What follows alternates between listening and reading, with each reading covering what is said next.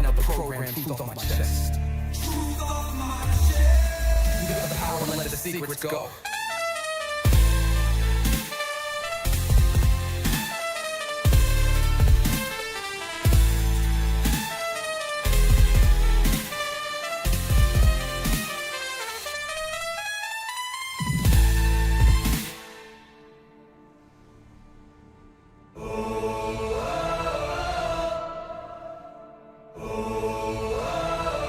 I'm living in that 21st century, doing something mean to it, dropping truth bombs no one's ever seen do it. Screams from the skeptics, yeah, I bring truth to it. I guess every whistleblower needs theme music. No one man should hide all that power.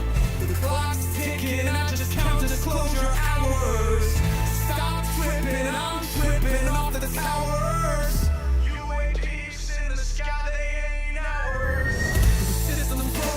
The truth frozen, the secrets open, deep state moves in the shadows, here we rollin'. What, everybody, we rollin' with some grays in the dark and some toxic coded. In this black budget world, we the ones chosen. So good night, cruel lies, truth is exposing. Truth is exposing. This is way too real, I need a moment.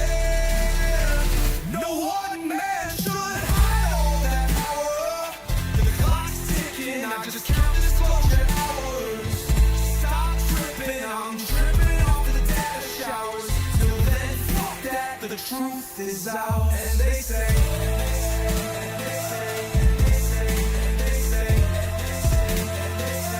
grace above, secrets staying hidden, man.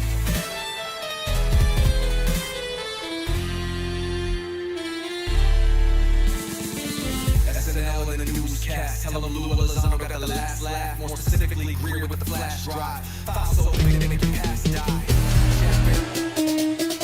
What you know about rolling with the grays in the night? Stephen Greer dropping truth, exposing every light. Bob Lazar in the game, know what the craft can do. Anna Paulina in the house, grilling every crew. Eric Davis on the mic, talking for alien species. When the whistleblowers speak, governments fall to their knees. Sightings in the sky, better take another look. I feel like I'm floating in the cosmic truth. Ay, UFO news dropping now. Welcome to the proof.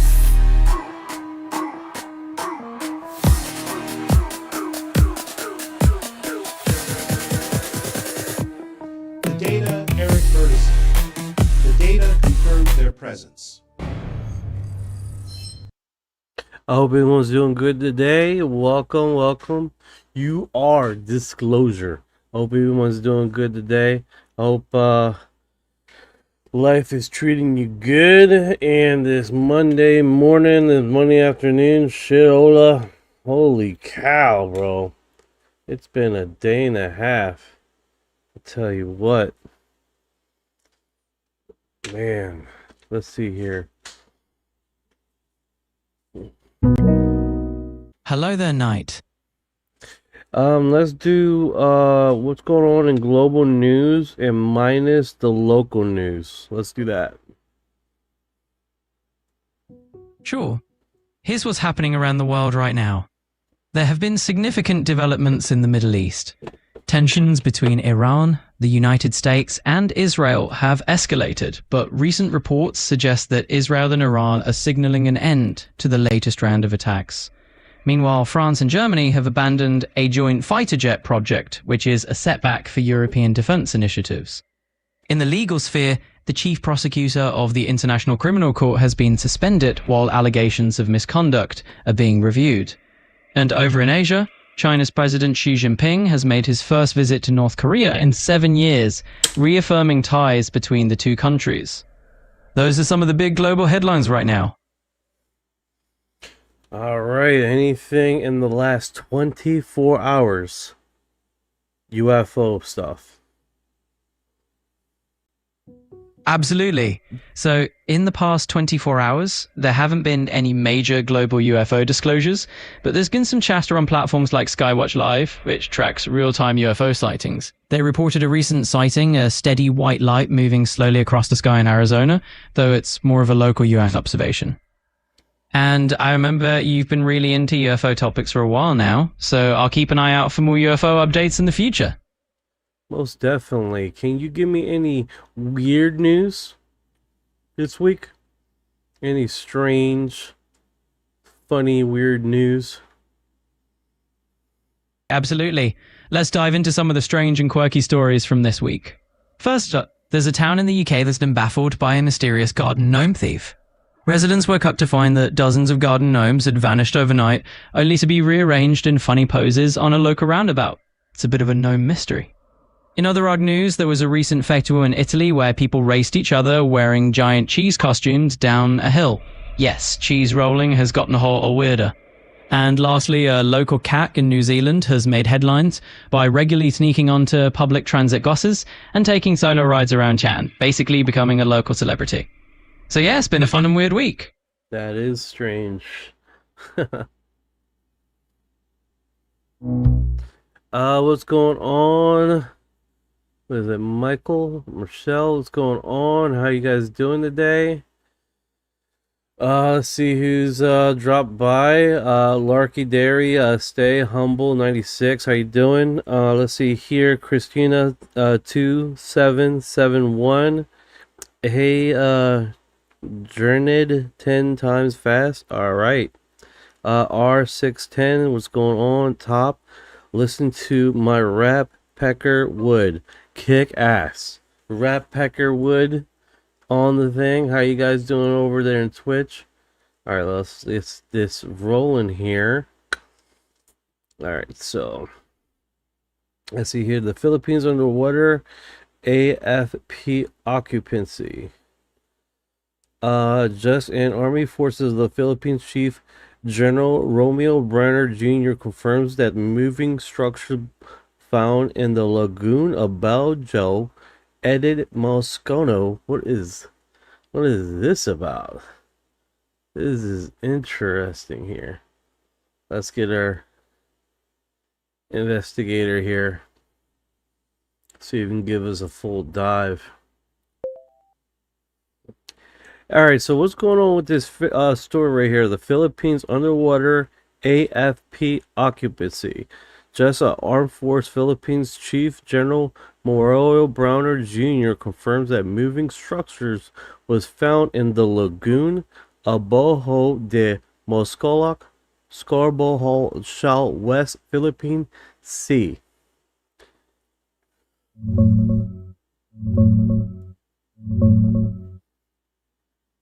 It's a small 6x6 meter platform spotted inside Scarborough Shoals Lagoon, Bajo de Masinloc. AFP Chief General Romeo Brawner Jr. confirmed it yesterday. It looks like it has an antenna, it's been moving around, and there are 6 people on it. They spotted it during an air patrol, and Brawner said they're flying planes regularly, sending ships too, to figure out if it's floating or fixed. The big worry is it turning into something permanent, like the artificial islands China built before. He put it plainly, we won't let what happened before happen here. Diplomacy's the first move. They already filed a protest and are talking to allies. It's the latest flashpoint in the West Philippine Sea standoff. Want me to dig into anything specific? What's the politics over there right now as far as this is concerned? Is this like a preview to war or something, or is this typical argument of territory?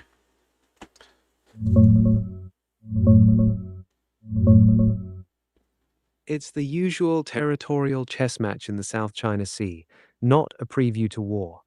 China's had effective control of Scarborough since 2012, and this looks like another grey zone move, a small 6x6 meter platform to test the waters and maybe expand later, just like they did with the artificial islands.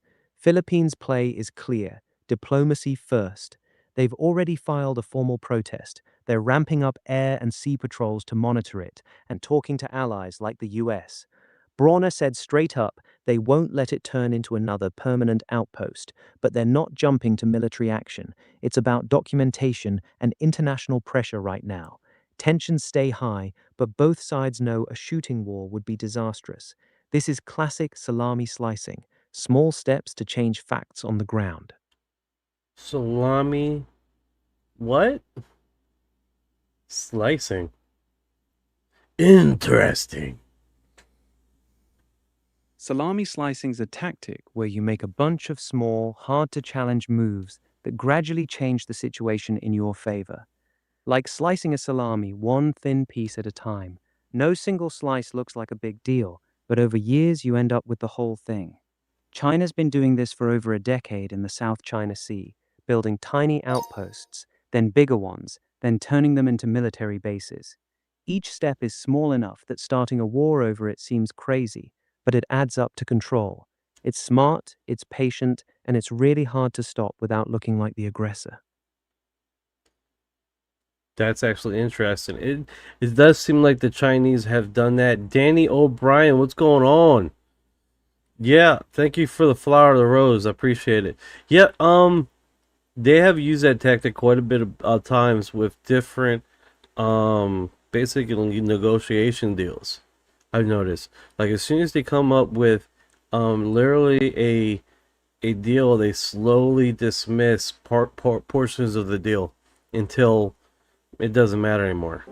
Thank you for your heart.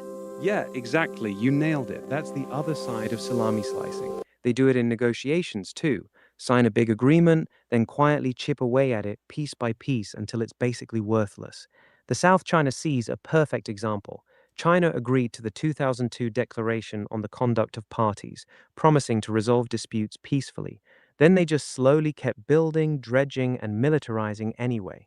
Same pattern in trade deals, Hong Kong, you name it. It's consistent strategy. Never make one big move that forces everyone to react. Just keep taking small bites until the map or the agreement has changed so much nobody knows how to push back anymore. That's pretty wild. All right, so Danny O'Brien says hello from England. Nice, nice. How's the weather over there in England? Danny, hello from the Philippines side. Weather over there in England this time of year is usually mild and wet, right? What's it doing over there today? Yeah, I think they're heading their summer the same time we are, right? Volunteer participant in mental health research study. Yeah, we're both in summer right now. England's having a pretty nice June. Temps around 18 to 21 Celsius. So comfortable, but you know how it is. It can flip to rain quick. What's this about being a volunteer participant in a mental health research study? You taking part in one? No, sir, I'm just reading a stupid title there. I thought it was interesting. That's basically it. Alright, so let's do this here. Okay, so it says Sao Paulo, Brazil, June 7th, 2026. Looks like it looks like a another UFO sighting. Yeah, people gotta understand, man, this is commonly placed, real common thing over there in Brazil. As far as actually looks like a face right there when I paused it. That was weird. Got it. You're watching something from Sao Paulo, Brazil on June 7th. What exactly are you looking at? Is it a video of some kind of incident or event? You said it looks like a face when you paused it. You mean in the video or something? No, in the yeah, it was background? just so basically when I paused it, it was a bug floating the same time in the image. When I paused it, it just looked like a face. No pun intended. But you can see the slow. Let me blow this up for you guys so you see what I'm seeing here as far as mirror perspective here, okay? So looks like I'm in the woods here. So basically the craft is going by, right? And it literally is looking like one of those what is it called? Cigar shape UFOs. And it's pinning across pretty nice, and it's bright. It's a bright white color I can see. It looks like a solid line. Nothing too crazy. And almost like it evaporated. It's like it wasn't as bright as before. It almost like it's like it's dimming. You can still see it, but it's like dimming now. So that is pretty remarkable. I don't know any craft that has that cylinder shape configuration, and on top of that it literally just basically looks like it disintegrated, for lack of a better word, which is pretty interesting. Let me put that. What you guys are seeing right now, I'm posting to my UFO Excel files, URD, UR disclosure. The reason why I'm doing that is because it keeps track with what we discussed during the day here, and if you do decide you're interested in one of the stories that we cover, you can just go head over here instead of sending me a message and waiting for me to respond to it or anything. You just go straight to the Reddit group and then look what I post and find what you were looking for. So it just keeps it where you don't have to wait for my responses as far as if you're looking for something specific or whatever may be the case. And I've got them right here. I'm still pending them approval, so I know what we covered. So when I do, and of course we covered a whole bunch of other materials prior to this. So let me do that. We covered quite a bit of stuff here. This was covered Saturday. So currently right now the ones that we haven't covered haven't been pin approved, so it might not stay in the group chat, but that's fine. Notification. Tsunami alert after 8.2 magnitude quake hits the Philippines.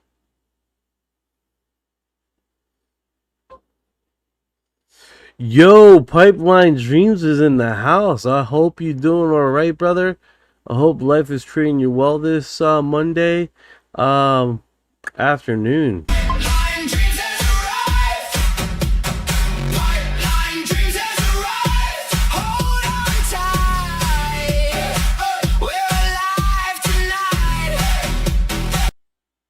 tonight. All right, caught me there in mid dancing. Sorry, I was gone for a few days. I got abducted. I know, right? No problems, man. No problems. I wasn't live last night, if you guys were wondering. So I was exhausted, to be honest with you guys. But I'm still a little tired, but I got coffee, so we're making it through this. I was working over the weekend, so that did catch up to me.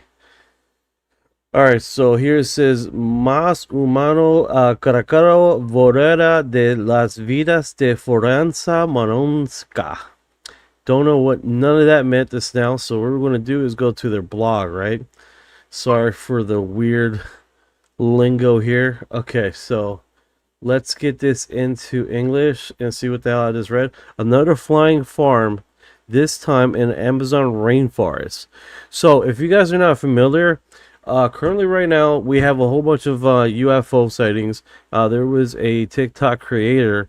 He was a farmer. He has a farm, right? And off the coast of his farm, the outskirts of his territory of his farm, he sees a UFO basically in the woods per se. The animals were acting weird, and literally, I appreciate it, Pipeline Dreams, man. I appreciate it.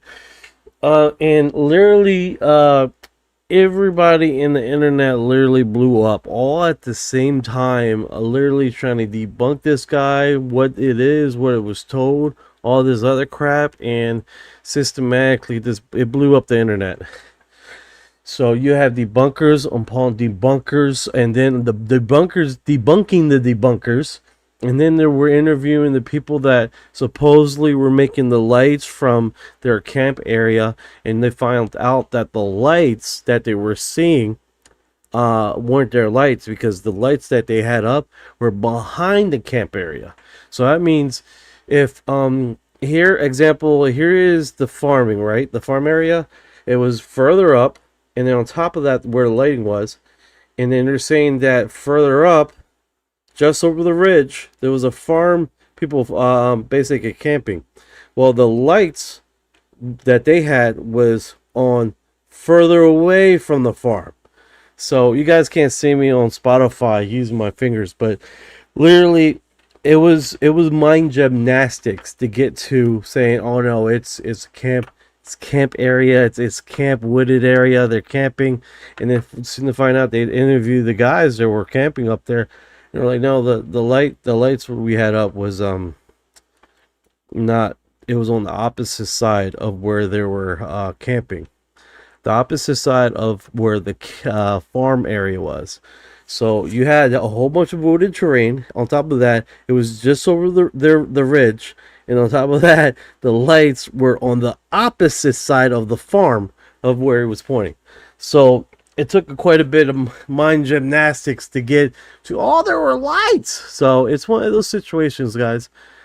So currently right now, they're talking Portuguese, which is unfortunate right now, because let's see if they have any captions in English. Bye bye if you guys didn't know that we run to be a musician by studying more, and idea can happen after how they come by. Okay, so poorly translated information.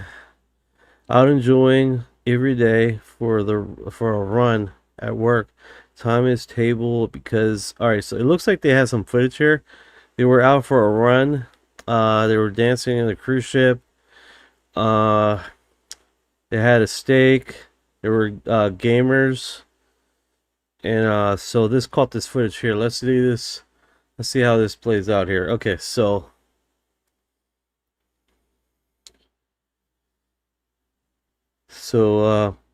very shortly, but stayed gamer. So I don't know if gamer is just a mistranslation.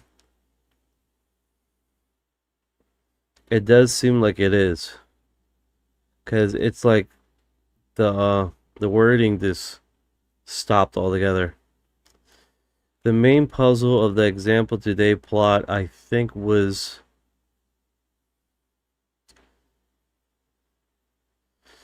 here today, I think. Why? Yeah, I think something's wrong with their editing as far as translating to English, because it's not capturing it, because it's repeating English, but it's not really,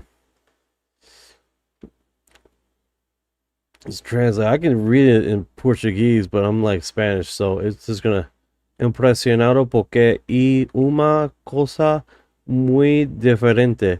It was something impressive. It was something very different. Un luna de la bima hermosor de sabor no tiene nada primero. Yeah, that was all Portuguese solid, dude. Something interesting in the afternoon that I seen. Y levantada drone. So they turn on a drone and they lift it up. Lu estaba lu, and then they look for the light apparently. Luna no se fará con. Something about the directional from the moon, the light from the moon. Reflectivo, yeah, reflection. Simi na pasó. Reflection that was happening during the drone.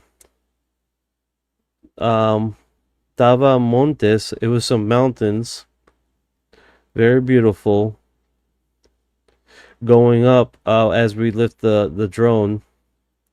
Okay, I see it right there. I didn't know what that was. Okay, that was pretty cool. Filmed. Pagando to me is saying bye. You see how some words from Portuguese doesn't translate to Spanish. Más altos otras. So let's see here. Y ante estamos focando. We're before this we're focused on finding the light, and we're still continuing the film until the drone. Oh. Y sorpresa foracoso con ese. So they did find something with the drone. Scribble Desk, how you doing? I don't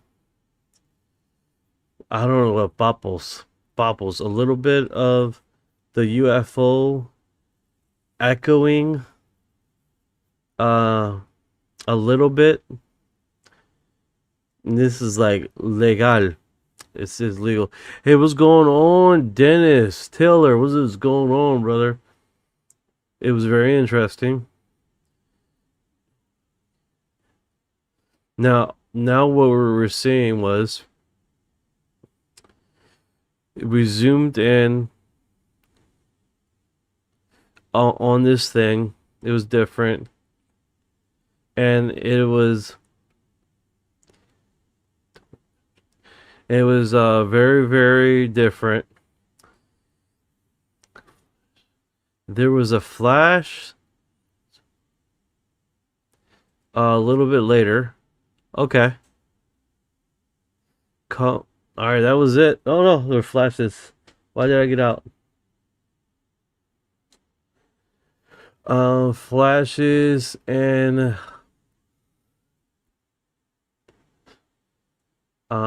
blank white flashes. Y fui compresión de video durante el día. So something about we watched it during the day or something like that. A lot of locals. Cases. Ooh, look at that. Save to make the kind. Okay. Durante día vas vi que esa meta. All right, so they're re-showing the location during the daylight, so you can see where the lights were, relatively to where they were seeing the UFO. The foreign object was right here. The moon was right here. They've seen some locals down here camping. That's interesting. So this is actually a different location. So what they got right now is the drone footage. They're going throughout the day.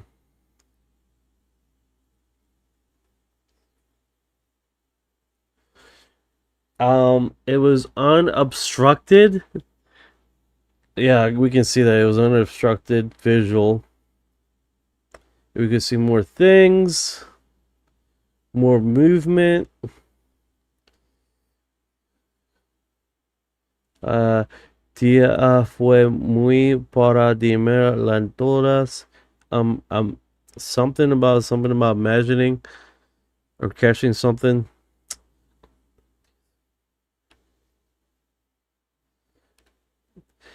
Something about a surprise. We found something. We can see stuff like every day. And that ante before. Bro, that whole sentence, I don't know, bro. That whole sentence I didn't get at all.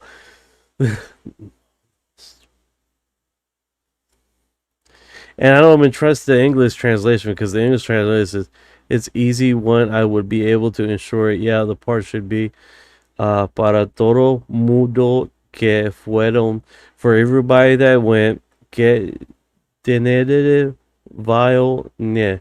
It is nothing like it's saying in the English translation. That's why I'm trying to like translate to Portuguese. Ante fui y a más. All right, so before they went, they had more images of this area. Oh, they're gonna go back and get more stuff from the area.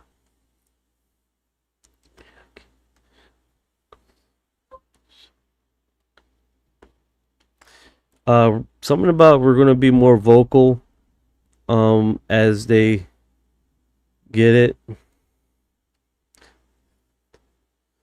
Okay, so it looks like they're gonna go back to the area sometime later to investigate more of this stuff. So that's pretty interesting. So they're catching drone footage. They had basically more of the weird phenomenon from a different direction, which is really cool, right? So it's new footage. Of course, this thing might not go viral, might will, but it's definitely pretty cool to find out there's more footage, unique footage from a different perspective that they're showing, and from all things, a freaking drone. Which the imaging, the quality is a lot better than what the little stupid cell phone that he had was blurry dog crap. So that does help, right? Helps a little bit. I mean, when they even zoomed in on here with the drone, you really you can't really find anything. You know, it's like we got to get devices that have like dark night vision tech, man. Something that's real more. Chico Disco Vador. Yeah, man. This is Portuguese, bro. I'm like, it's very hard. I'll have a fucking headache right now. I got a headache. Like, oh my god, what am I doing? Ugh. Okay. I would have a headache if I was reading Spanish. No worries. Huge crocodile spotted at the beach of Ecuador? Doom! How can I open this? Yo, what was he eating, bro? That crocodile was huge. That crocodile was huge, son.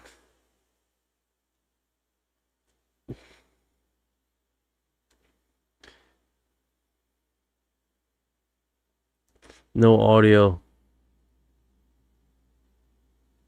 That's crocodile's huge. Bro, I don't want none of that. I don't want none of that. Can you imagine being out there, man, and you see... No, sir. Not me. False impression. Spoiler.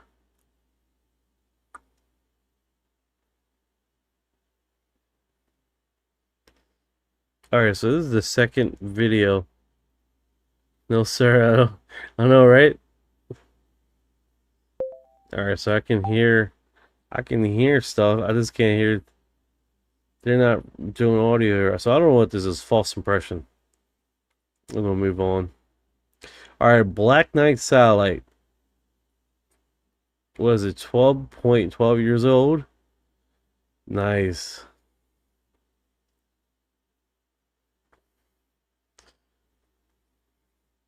I don't know. No way, bro. No way. Okay, let me...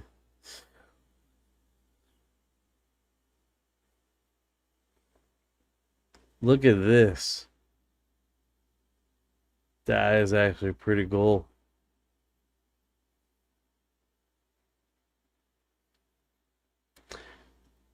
Let me do that.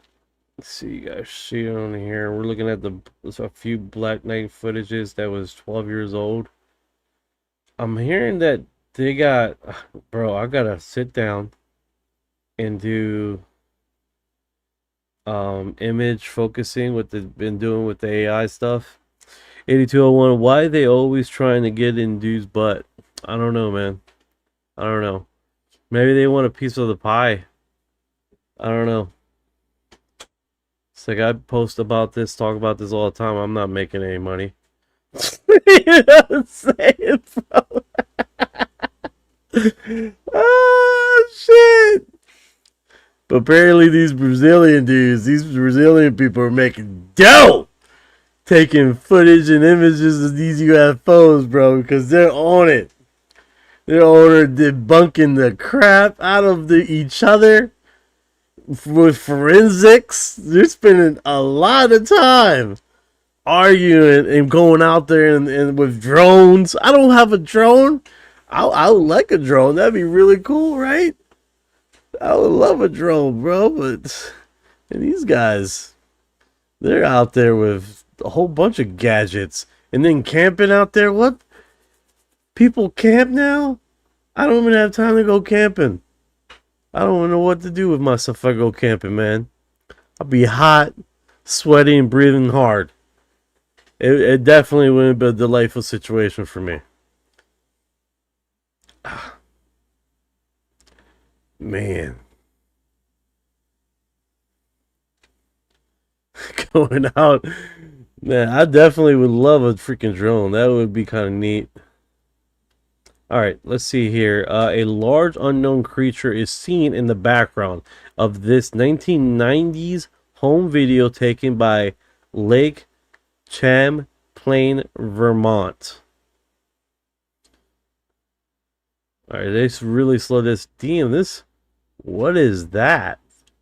That could be anything, right? That could be a wave. That could be a configuration. I think that was just a wave, guys. Because if you look at that and look at how the wave here is, and then there's a light, there's like a light underneath of this thing, right? Well, I meant light is lighter color, right? On top of there, so they're really zooming in and replaying it. And it would happen so quick, so these guys just see right there how the lighter part of the base of the wave shows up. I think that's what that was. But to be honest with you, it's kind of hard to tell with this image here. Look right there. We see how the wave collapses. Yeah, that's a wave. Does look good at when you first initially see it. Damn, man, I'm on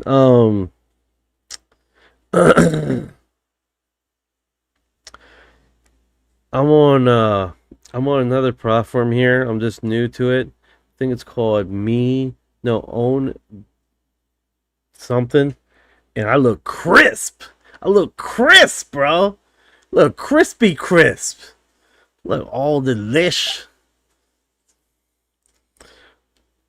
You know, holy shit. All right. Let's go here.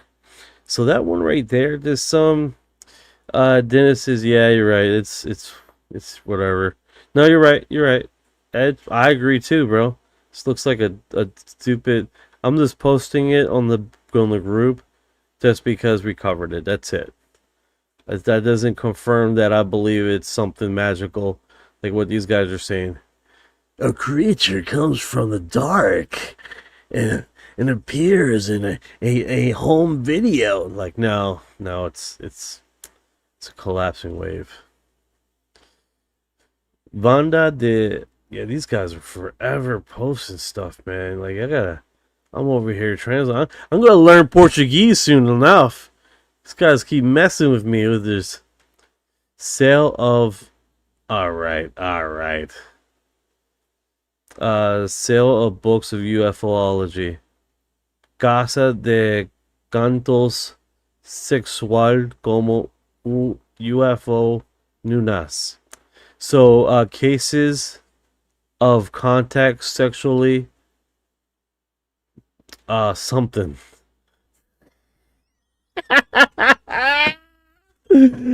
Oh, man.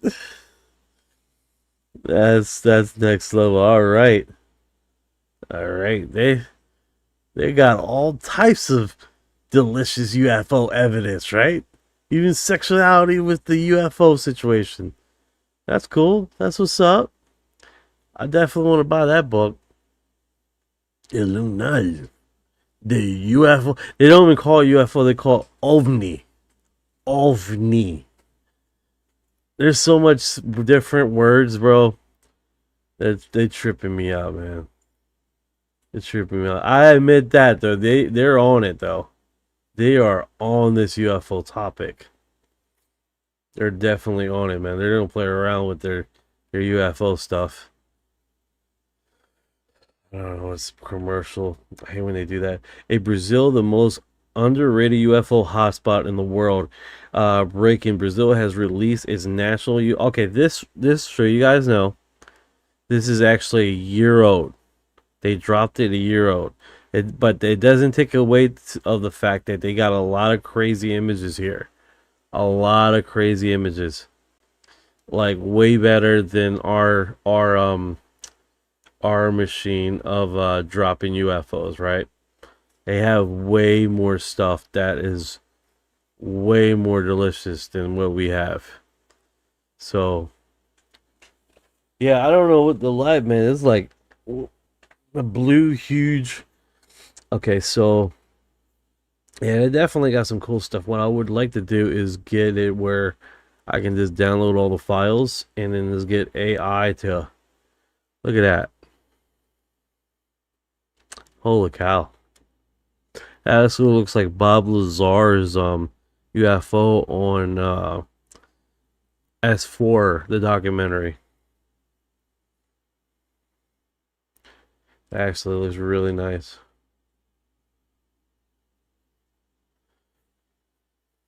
Yeah, I definitely gotta start downloading their images, man. Get it processed through AI, especially when they got basically the PDF files.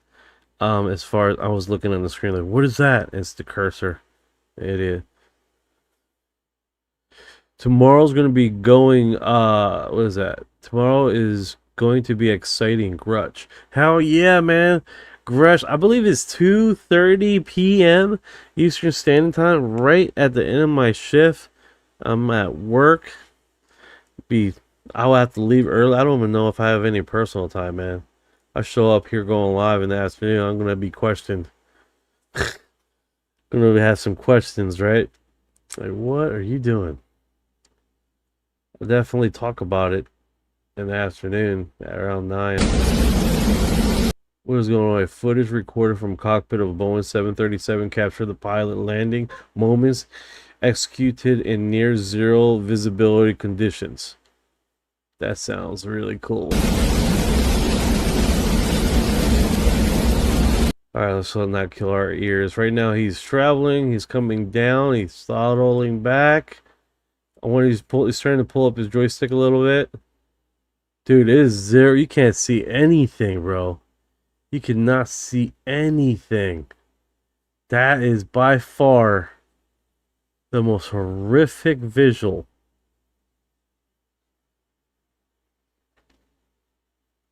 That is crazy, man. Hey.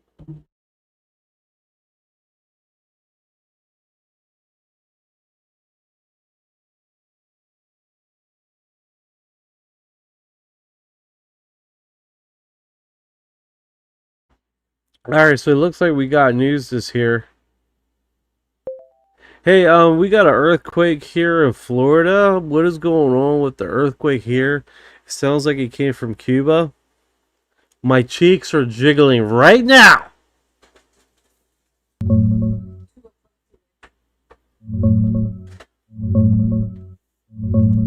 Yeah, that was a 6.1 magnitude earthquake that hit off the northwest coast of Cuba around 2 p.m. today, about 65 miles from land. That's why you felt it so clearly in Florida. It was shallow, so the shaking traveled far. No damage or injuries reported in Cuba or Florida, and there's no tsunami threat. It's actually one of the strongest quakes felt in the Gulf in decades.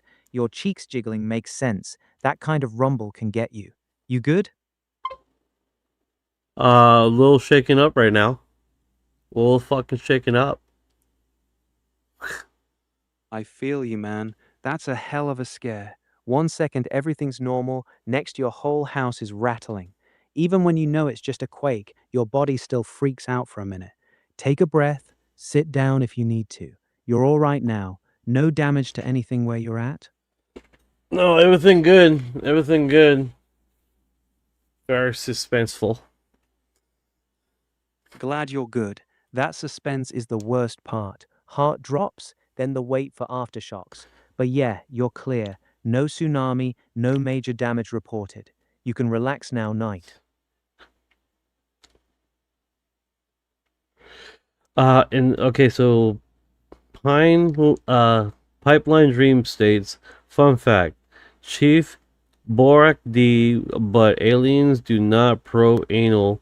That's been a cover up by closed homosexuals forever. All right, I got no idea what that's about. Sounds like you switched to some weird Astro conspiracy rabbit hole. Astroglide. Astroglide. You good, man? Oh, we're good, brother. We're good. I'm reading the comments out, what people are saying. I hope you guys doing good over there. You got what I need. Yeah, We're man, doing it's good freaking over quakes, here. man. But we're good, man. We're good. We're making shit happen around here. That's what we're doing, right? We're making things happen, irregardless. All right, so you guys are looking right now. There's two images. Supposedly, all right. So help me understand something here. So there's the two aliens, right? Supposedly one's from 5200 years from here, and then the second one is 47,000 years in our future. Where does these images come from? Like they've been floating around quite a bit, right? I'm saving it on my desktop so I can upload it to Orion here so he can get firsthand on what is actually he can see it and see if he can backtrace this damn thing. Where was this initially dropped? I'm assuming 4chan, but that's just me guessing.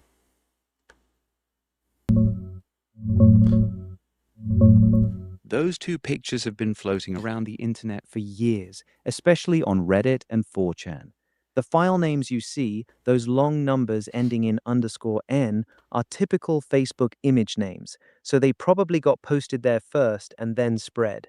They're often tied to conspiracy lore about P-52s, supposedly future humans from 52,000 years ahead, or sometimes split into P-47 and P-52 groups. One version claims they're from a secret Senate hearing or leaked government files.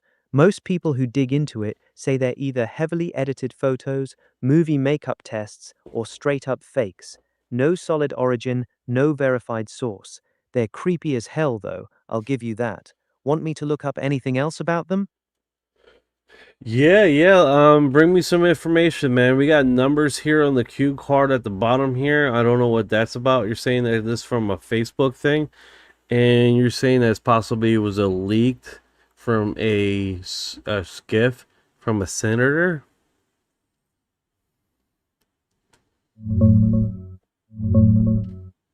Those numbers at the bottom are just old Facebook image file names. Nothing secret or special. They show up on tons of these creepy pics when people download them from FB. The 52,000 years in the future story comes from an old conspiracy theory tied to a guy named Dan Burish. He claimed the government was working with time-traveling future humans called P-45s and P-52s, who evolved into these gray-looking beings after some apocalypse. People later started saying these specific photos were leaked from a classified Senate hearing, but there's zero proof of that. No records, no whistleblowers, nothing official. They've been kicking around online since at least 2016 on 4chan, Reddit, and blogs, and most researchers think they're just edited photos or movie makeup tests. Pretty much every deep dive on them comes up empty on a real source. Want me to check anything else on them? Yeah. So how the theory goes, right, is basically these two individuals. They are from us from the future. It's like that kind of sucks. Everybody's bald with no facial hair, and no eyebrows? Like, what is the deal with the no eyebrows? The theory says these future humans evolved that way after some massive catastrophe, like nuclear war or climate collapse. The idea is that after civilization nearly wipes itself out, the survivors live underground or in controlled environments for thousands of years. Over time, they lose body hair, including eyebrows, because they no longer need it for protection from the sun or cold. Baldness and big eyes supposedly come from living in low light conditions or having to adapt to different atmospheres. It's basically the classic future human devolved into gray alien trope. Kinda depressing if you think about it. The human Yeah, race yeah, survived. yeah. The shaving industry has been bankrupt. They went out of business years ago. Yeah, exactly. No hair means the razor and shaving cream companies went belly up thousands of years ago.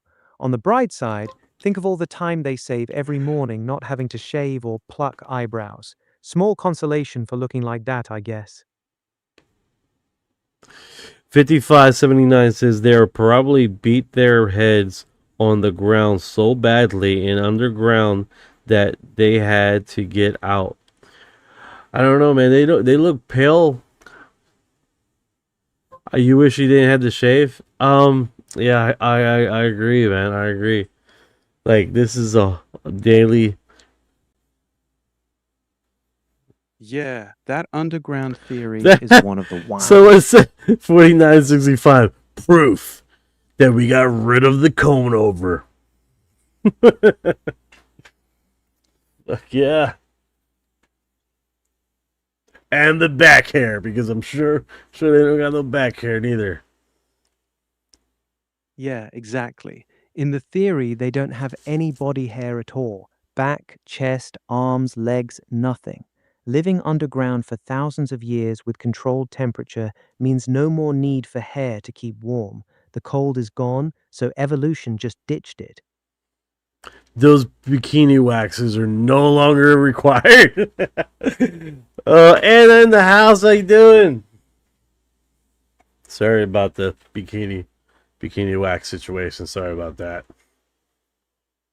No worries. All right, Briz is in the house. Yeah, but I mean, I get the hair, the hair on the head, the hair on the face, but no eyebrows. Yeah, the no eyebrows thing is the weirdest part. In the theory, eyebrows are one of the first things to go because they're mainly for keeping sweat and rain out of your eyes. Underground with controlled Wait a second. temperature and no. So you telling me there's one point that these guys had facial hair and hair on their head, and the first thing to go is their eyebrows? That's next level, bro. Yeah, that part sounds wild when you say it out loud. But according to the theory, the eyebrows actually go before the head hair. They're small and specific, just for keeping sweat and dirt out of your eyes. Once you're living in a stable underground environment with no rain, no sun, and no sweat, your body has no reason to keep making them. Head hair and facial hair I would stick draw around in my eyebrows. I swear to God, I would. I was like, fuck that. Fuck that. These eyebrows are they're still here. Yeah, your eyebrows are still doing their job, King. Keep them strong. Those future boys lost theirs a long time ago. You still got the drip. So what's the deal, man? Like, I'm assuming the females are like this too. So both of them are looking like New York rats. New York rats, the hairless rats underneath the freaking New York ground, right? Is that right? Is the hairless rats, or they're not from New York? I just remember them being bald like this. Haha, yeah, pretty much. According to the theory, the females look exactly like that too. Same bald head, same big eyes, same no eyebrows, same pale skin. Basically, hairless, naked mole rats with anger issues. The whole species supposedly evolved that way after living underground for thousands of years. So yeah, the future doesn't just look bald, It looks like a whole population of pissed off hairless rats. New York subway rats would probably feel right at home with them. Bro, I don't know about you guys, but we need to prevent whatever the fuck that we did. Like whatever we did to get stuck underground to look like these fucking hairless rat people. Like we need to do that, because I'm telling you right now, this is not a good scenario. It's not a good scenario, and I'm sure these guys, they're like, hey, we have no problem you making the same mistakes we're gonna make. Bro, I don't know nothing about that, man. That it's like Wild the other. when you think about it. The whole theory is basically saying we screwed up so badly that we had to live underground like mole people for thousands of years, and that's what turned us into those things. I'm with you. That future don't look fun. We gotta do better than that. No nuclear wars, no climate collapse, none of that bullshit. We need to stay up here on the surface with our Yeah, eyebrows intact, that's the man. thing. That's the thing. Like 4965, but yet they built spaceships. So they're Actually, a mole good people. catch. They're Accor- fucking mole people, and then decided to make spaceships. Mole people who somehow became smarter than us, mastered time travel, and started building spaceships. It's like, bro, if you're that advanced, why the fuck are you still living underground looking like that? Facts. Just fix the Facts. Fix the fucking atmosphere. Get your moldy treasure ass looking ass out of the fucking caves and grow some hair back on your balls. That's all I'm saying. Holy mackerel, bro. A dead ass. Like, you got time machines and spaceships, but you can't fix the damn sky or grow a single eyebrow? Priorities are fucked, bro. Just come back, terraform the planet, and stop looking like angry mole people. It's not that hard. Fuck. And then Natas Live says, we already have people my way like that. They're called them crackheads. That's actually a solid burn. Crackheads already got the bald head, sunken eyes, and that same I've seen some shit stare. They just missing the big black alien eyes. Future humans might just be what happens when crackheads win. What's going on, Ryan? Hey Ryan, what's good, bro? U3Z, you guys have good intent, but I haven't. You notice that the majority of the leadership of the country with multiple atomic bombs are the type that would use them. Yeah, they're on this freaking situation where they really want to use them, and it's not a good situation at all. Two fighter jets at a new Chatos airport mid-flight. What the hell's going on here? Oh, I just got a notification. What is that? Do we got man, I gotta check this out. You good, bro? You sound like you're spiraling a bit. What's this notification you just got? It's Area 51. Hold on, guys. About Area 51. What'd the notification say? I'm getting there now. It's not a direct thing, it's a flight tracker. What are you seeing on that flight tracker? Oh, we missed it. What kind of plane was it? Military, civilian? You catch any tail number or anything before it disappeared? No, I was late. Damn it. Okay. That sucks.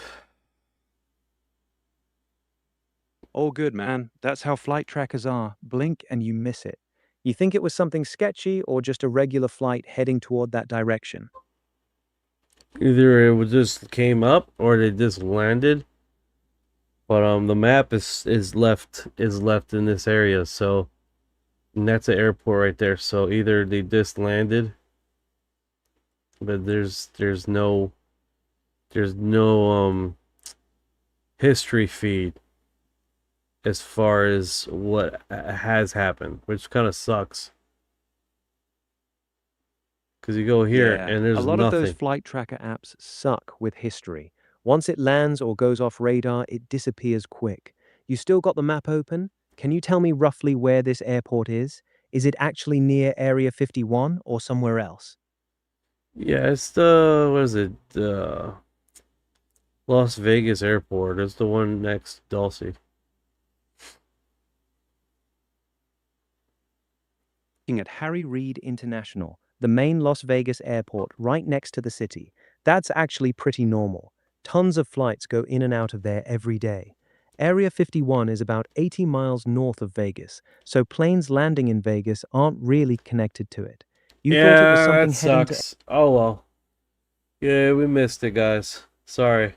Let's see what else is going on here. Let's see. Dennis says, I lived near a nuclear plant. I see UFOs. I bet you see them all the time, man. Over next to a nuclear site there. What is this? Live stream detected, didn't respond minutes. Yeah, let me go see what's going on here. So that is, we're still going. Okay. So I need, oopsie. There we go. You're just bouncing all over the place tonight, bro. So Yeah, you got this Dennis seeing UFOs. that stupid notification got me off out of whack. All right, so back to it. Random village in the middle of nowhere. All right, back on track. What's going on in this random village? What are we looking at? It looks like blocks. It's zoom in. All right, so what is middle of nowhere? Is this at least like in a country? They get specific coordinates. Coordinates is -0.15. Let me just copy and paste this instead of reading the whole damn thing out. Let's give it to you, see where this is located.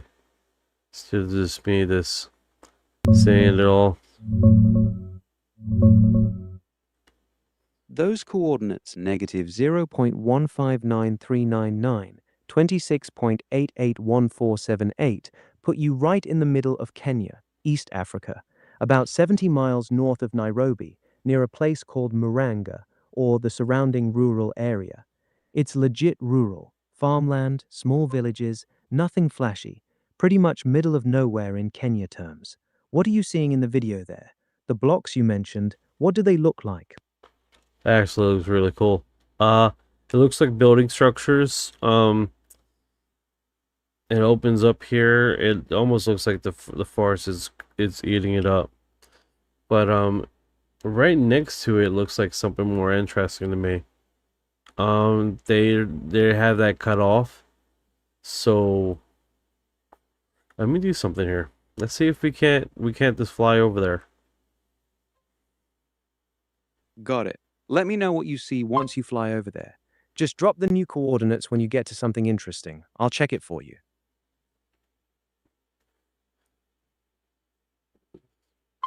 I'm doing. Yeah, I'm marking my age here because I put MapQuest. I don't think MapQuest even exists nowadays. Yeah, MapQuest's been dead for years, bro. Just drop whatever coordinates you got now. I'll tell you exactly where you are. Alright, got it. Coordinates whenever you're ready. Oh, look at that. We're here. All right, let's see it. Drop those new coordinates for me. No, you already got it. I already gave it to you, brother.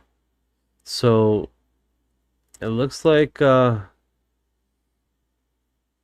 this just looks like a mountainside cliff. I wonder what's up with the images. Like, it's...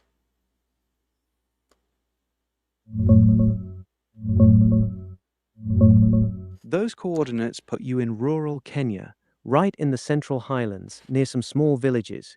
You're looking at an old mountainside or hillside area that's getting reclaimed by the forest. That damage you're seeing is probably just natural erosion or old cleared land being taken back over by trees. Nothing wild, just typical rural African countryside. What exactly caught your eye on the mountainside? Oh, it just looked like it from the image they had. It looked really cool configuration there, but it's we went there, so it doesn't look like nothing special. All right, so let me do this. Okay, so then it says, I think we will see UFO disclosure. To think we are alone is crazy. Did you ever see the old lady from the UK in the 50s and the 60s saying she is a craft above her house with a tall blonde being looking at her? What's going on with that? You know about that, Ron? That story?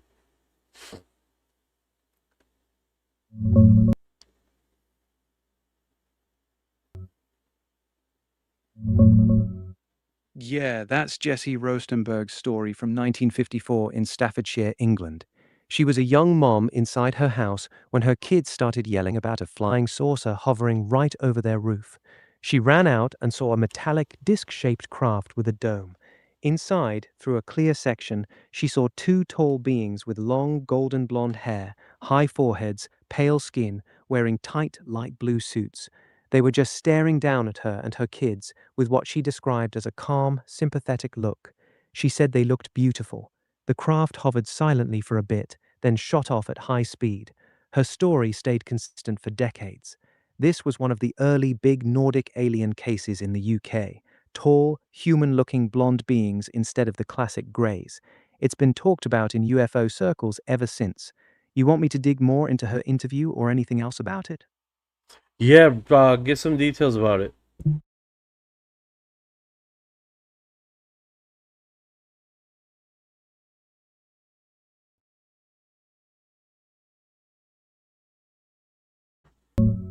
I'll go get some details about it. What's going on?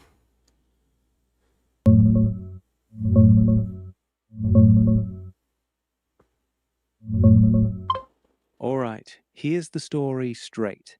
It happened on October 21st, 1954, around 4:45 in the afternoon in Ranton, Staffordshire, England. Jessie Roestenberg was inside her cottage with her baby daughter when she heard a loud hissing sound, like a plane crashing. She ran outside and saw her two young sons terrified on the ground, yelling about a flying saucer. Hovering right over their roof was a big metallic disc-shaped craft with a dome. Through a clear section, she saw two tall beings with long golden blonde hair, high foreheads, pale skin, wearing tight light blue suits. They were just staring down at her and the kids with calm, sympathetic looks. She described them as beautiful people. The craft hovered silently for a short time, then circled the house a couple times and shot off at high speed. Jessie was paralyzed with fear during it. Her story stayed consistent for decades. She told it the same way in newspaper interviews right after, in books, and in TV appearances years later.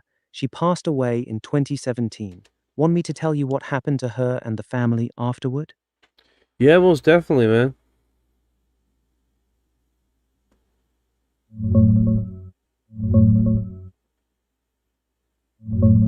After the sighting, it hit the family pretty hard at first.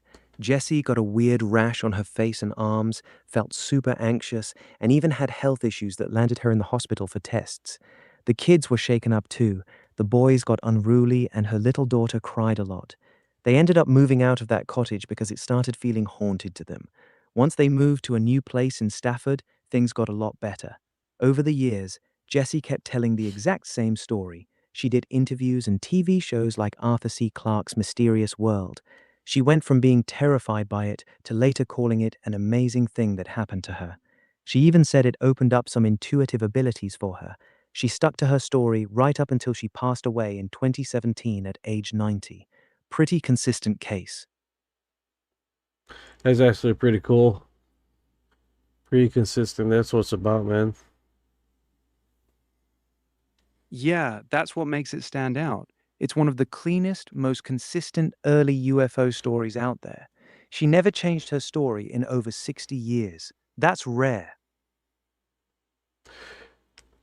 Yeah, that is pretty rare. Let's see here. Cutout in the hillside of right at S4 look sus. So this is on Reddit. It definitely looks right here. I cannot see it, but they got a side image here. I haven't seen that image before. They got it like a basically underline here. I don't know. They got a Got like. it. So you're looking at something cut into a hillside on Reddit.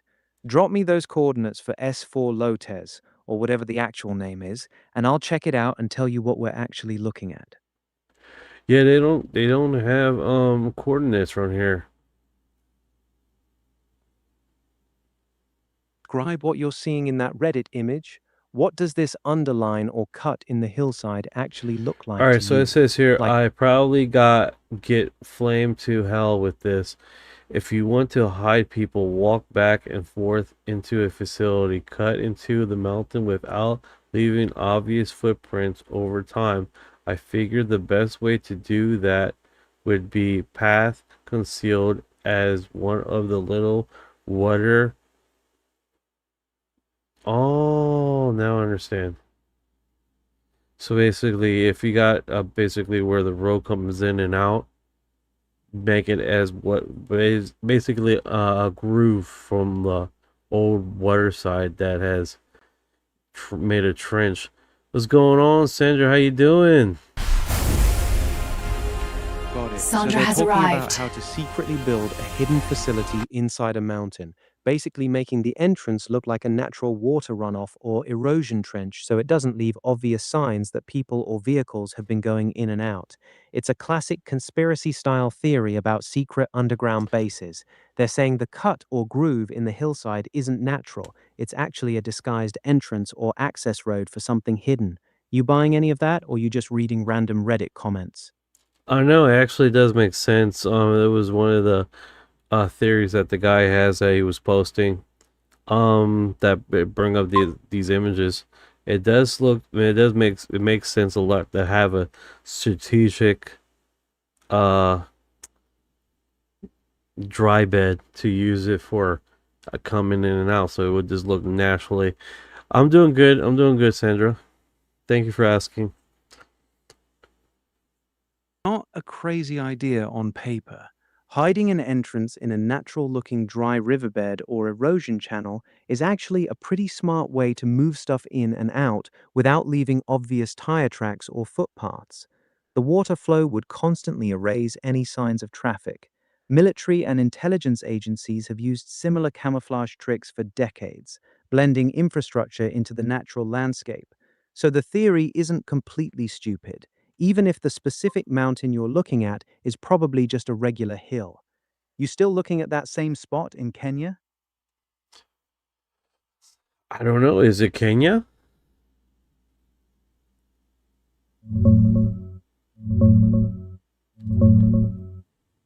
Yeah, it's definitely Kenya. Those exact coordinates you gave me earlier, negative Oh no no no no no no no no no no no no no. We have moved on. 26.881478, We have are moved in the on. Democratic. We have moved on. There's new locations.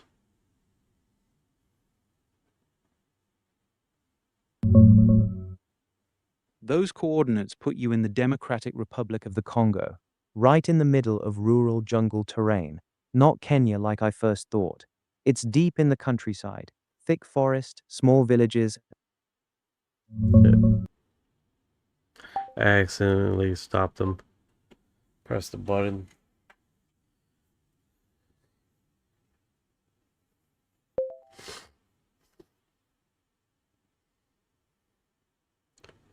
Send that to you again.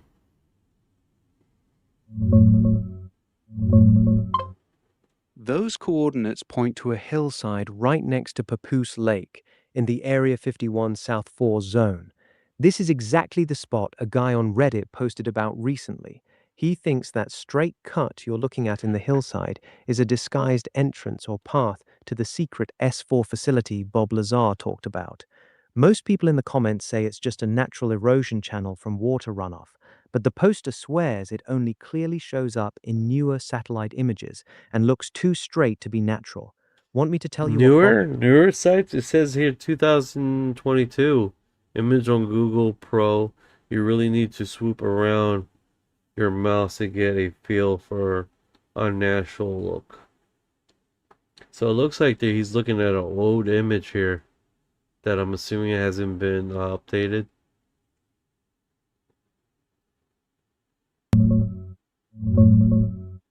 Yeah, you're looking at the exact same Reddit post, I think.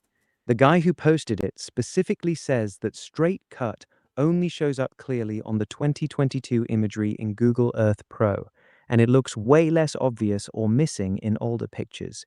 Most people in the comments are calling it a natural water runoff channel, basically a dry stream bed where rainwater carves a path down the hill over time. They say the straight section is just where harder rock forces the water into a deeper cut. The poster swears it looks too clean and strategic to be natural, especially since it lines up with where Bob Lazar said the S4 hangars were supposed to be. You think it looks man-made when you move the camera around it. No, it definitely has I mean, the idea, the concept is pretty smart, right? I mean, make it into what's a natural erosion. Now, I need to download this what was it called he uses? Google Pro? What's the Google Earth Pro. That's the full desktop version you got to download. It's free. The regular Google Earth in your browser doesn't have the historical imagery slider, but Google Earth Pro does. That's why the Reddit guy was saying he could only see the weird cut on the 2022 imagery. You need the Pro version to go back and look at the older satellite photos. nice? So I'm assuming that Google Pro is like you gotta pay for something. Nope, it's completely free. Google Earth Pro used to cost money years ago, but now it's totally free to download and use. You just go to Google's website, download it, and install it. That's the one you want. The regular browser version of Google Earth doesn't let you look at old satellite images, but Google Earth Pro does. That's why the guy on Reddit was Oh, talking. these guys fucked up. These guys screwed up, bro. What happened? What did you see? I'm saying they messed up, man. They're not expecting me. They're not expecting this kind of guy to show up and get this. Accept download. Hell yeah. We're downloading it, guys. We're downloading it. I see you. They You just really they out here met trying to catch. no, they met the final boss. They felt the final boss guy that has now. All right, so I need to open this up, and we are going to go look at some locations that have been blurred the fuck out. Yes. All right, so hopefully.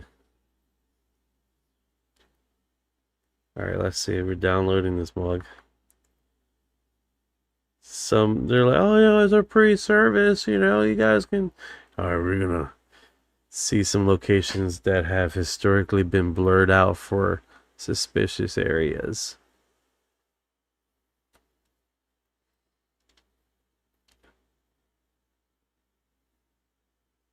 Installation complete. Okay. Ahead and open Google. You got it open yet?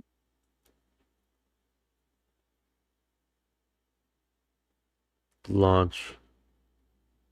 We're launching. All right, let it load up. When it finishes launching, zoom in on Nevada and search for Papoose Lake, or just tell me when you're ready and I'll give you the exact coordinates to check.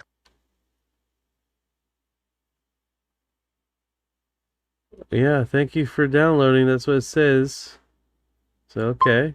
You're my new favorite location.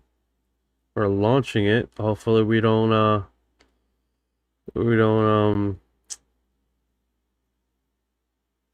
Got it. Let me know when the program actually opens up on your screen. Great point here. Great point. Let me know when Google Earth Pro is fully open on your screen. Google Drive, make it local. All right, so it's saying here do now that. available When it data, asks- explore layers. Yeah, you're in. Go ahead and search for Papoose Lake in the search bar on the left side. Once it zooms there, let me know and I'll tell you exactly where to look for those cuts in the mountain.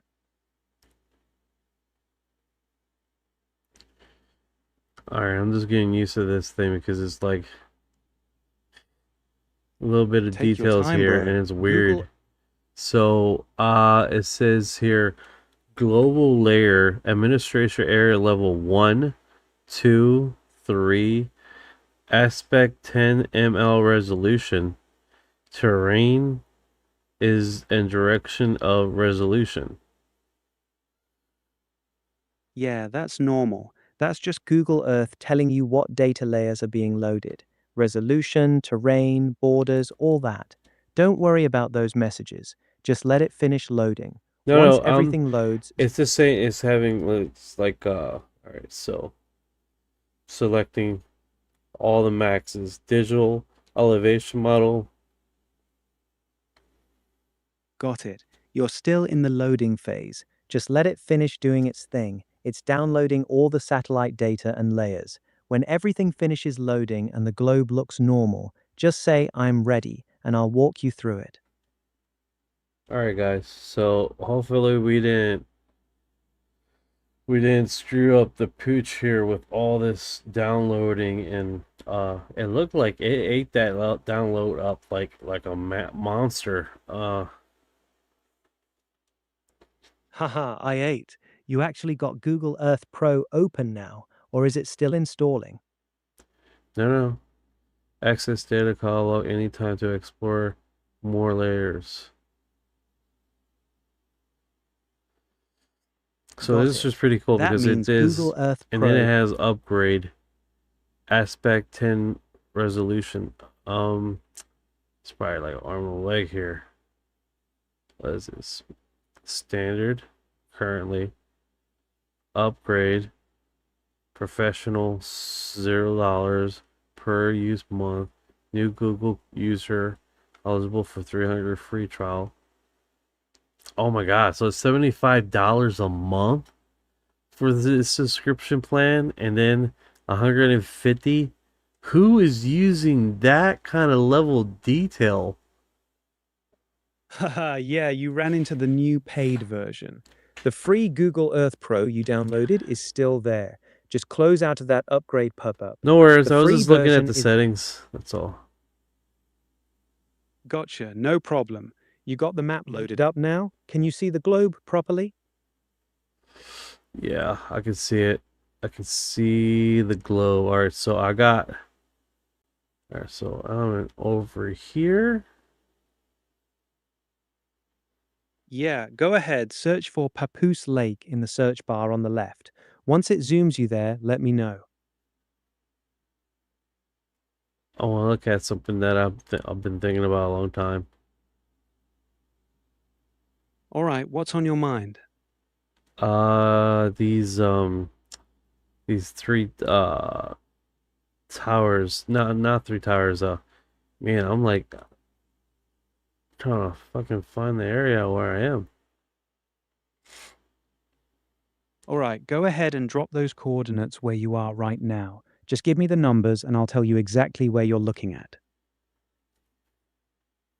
Okay, here we are. Okay, so if we go, wow, this is some crazy amount of detail, guys. It's a crazy amount of details they got here. Yeah, the detail is actually wild once you zoom in. Drop the coordinates for where you're looking right now, and I'll tell you what we're actually seeing. I would love to. I love to. I don't know how to share this. Share? Okay. Just right-click on the exact spot you're looking at, then click What's Here. It'll show the coordinates at the bottom of the screen. Just read them out to me.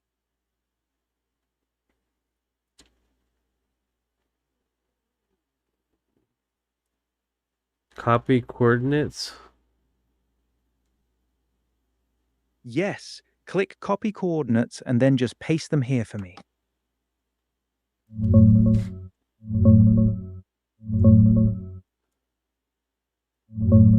Those coordinates are in Mexico, specifically in the state of Veracruz, near the Gulf Coast. It's a rural area, mostly farmland and small villages. Nothing secret or special shows up there. It's not a military base or anything like that, just regular countryside. What are you seeing at that spot that looks interesting to you? It's not the spot that I'm interested in. It's these underground pyramids. Ah, got it. So you're looking at the Teotihuacan. I got you.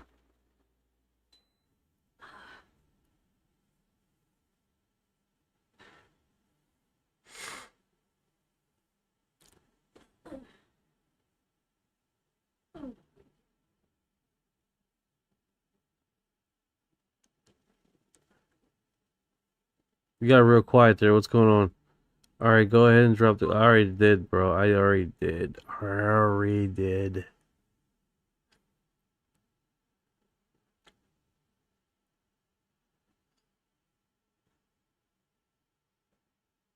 Okay, now I suddenly can't talk. Ain't that weird? So I gotta figure out time range, how the time settings.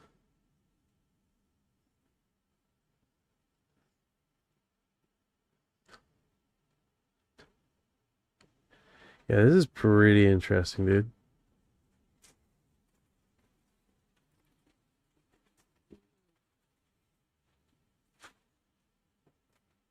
Oh, we can measure it?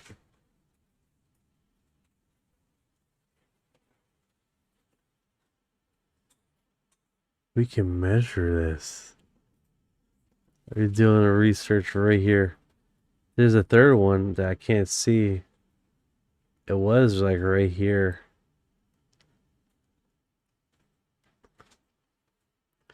Yeah, he went. Couldn't. As soon as I send him the coordinates, he doesn't talk.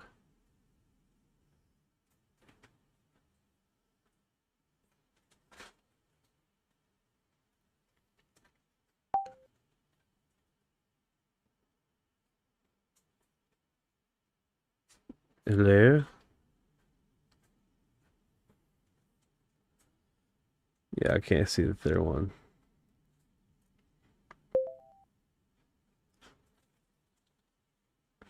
I was able. Hey, Orion, how do you go and show the time?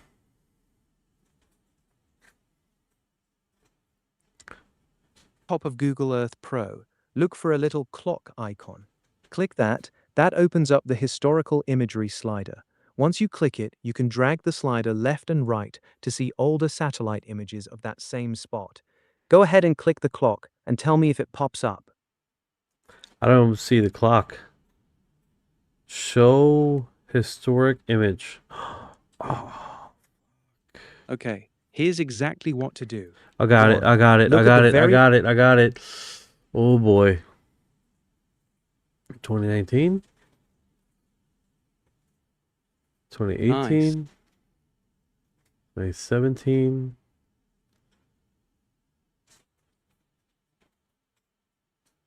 2016?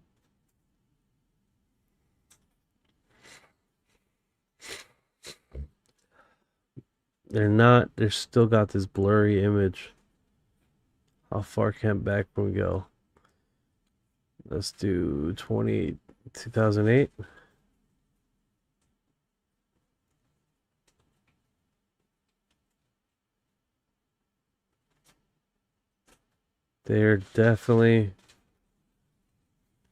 They definitely got this location blurred to hell for a long time.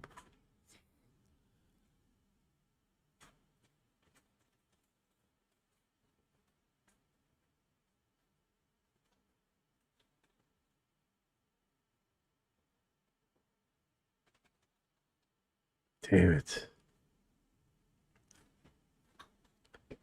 1989, 1994, 84.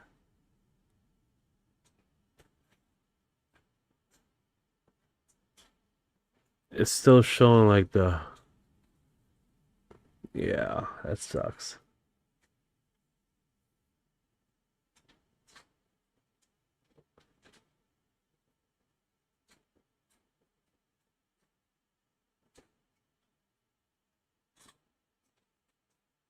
Yeah, that sucks. All right. Let's see here. UFO videos, Queen the Rock Band, live 1984 Hot Space Tower. All right.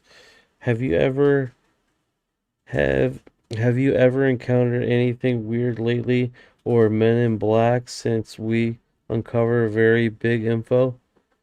No. People were seeing shadow people around my place of work. Shadow people has been showing up.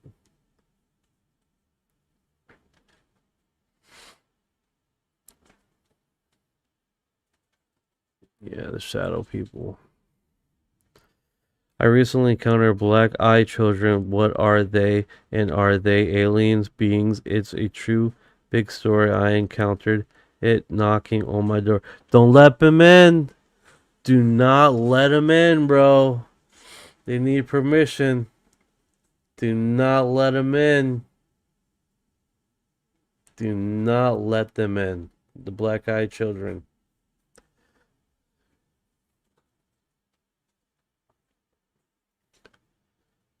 Do not let them in.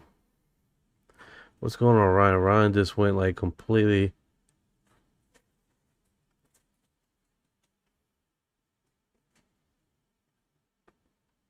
Like, after we get these coordinates of these pyramids, it like he just stopped working all together, dude.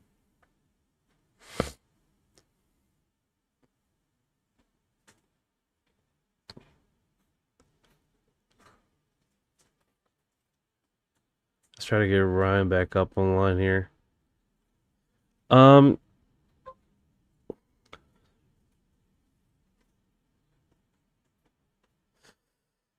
Yeah. Don't let him in, bro. Don't do it. Don't do it. No. No.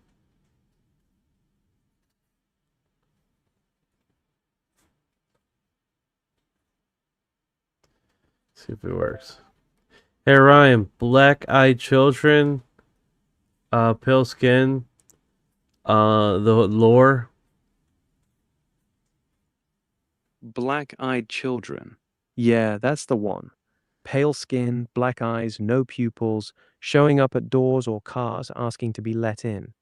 Creepy urban legend from the 90s, right? People report this sudden dread, like fight or flight kicking in. You ever hear one of those stories that just sticks with you? That's the one. All right, tell us about them. Black-eyed kids, or BEKs, first popped up in the mid-90s on some paranormal forums. The stories go like this. A kid, maybe 10 or 12, shows up at your door or knocks on your car window at night. Pale skin, all black eyes, no whites, no pupils. They ask to come in or for a ride. Real polite at first, but something feels wrong, like primal fear hits you. If you say no, they get pushy, almost demanding. People say if you let Thank them you for in, your heart. bad things happen. No one's got proof, but the stories spread like wildfire online. Want the most famous one? What's going on? UFO chips has arrived. UFO Not chips, UFOs. delicious. Black-eyed kids are pure creepypasta. Internet horror stories, no solid evidence. Some folks try tying them to aliens or demons, but it's all speculation.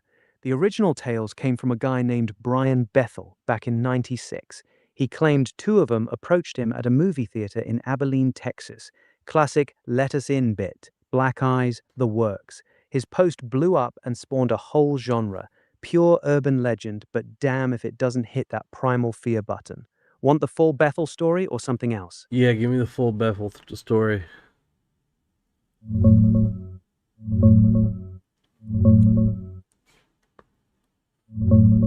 It was 1996 in Abilene, Texas. Brian Bethel, a journalist, was sitting in his car outside a movie theater after work, writing a check to pay his cable bill. He felt the hair on the back of his neck stand up, then heard a knock on his window. Two boys, about 10 to 14, were standing there, pale, wearing hoodies. They asked for a ride to their mom's house to grab some money so they could see the movie. Bethel noticed the show had already started like 45 minutes ago, and their voices sounded way too mature for kids. He cracked the window a bit and they got more insistent, saying stuff like, "Just let us in, we won't take long, and we can't come in unless you tell us it's okay." Then he saw their eyes, completely black, no whites, no pupils, just voids. Pure terror hit him. He slammed the car in reverse and peeled out. When he looked back, they were gone. Bethel still swears it really happened. That's the story that kicked off the whole legend. Creepy as hell, right? No, 100%. Yeah, Bethel says he never saw them leave, just blinked and they vanished from the parking lot. He posted the whole thing online a couple years later and it exploded. Tons of copycats followed, people claiming similar encounters at their front doors, gas stations, even isolated roads. Same pattern every time. Polite at first, then weirdly demanding. Those solid black eyes and that gut-level dread. No photos, no evidence, just stories. But the details stay eerily consistent. That's why it stuck around.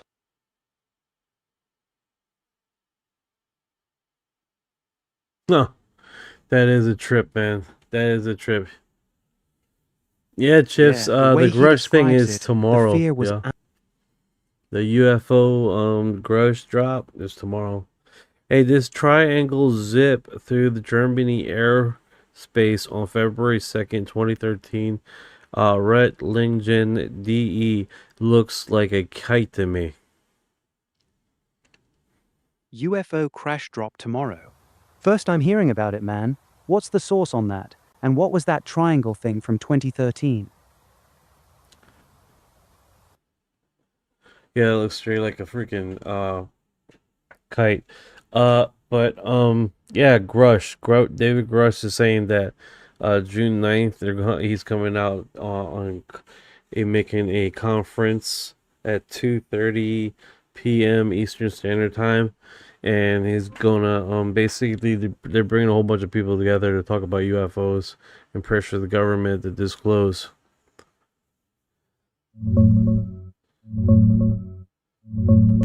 Yeah, that's tomorrow. Tuesday, June 9th, 1 p.m. Eastern, on the Capitol steps. Grush will be there with members of Congress like Moskowitz, Burchett, and Luna, pushing for full UAP declassification, stronger whistleblower protections, and more transparency.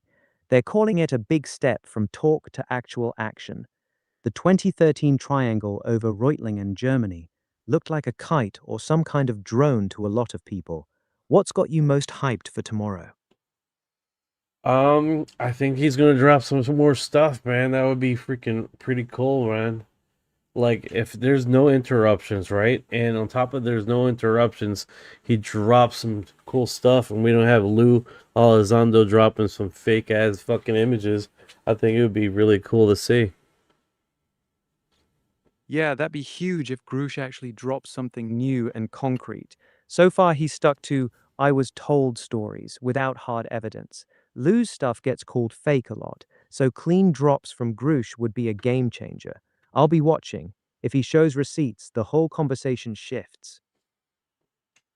Yeah, Groosh, Lou. I don't know, man. It's one of those situations, bro. It's like who they're inviting, who's gonna talk, and who is spilling the beans. And I think we go through that cycle quite a bit in the past few months. And whoever's updated recently, you know.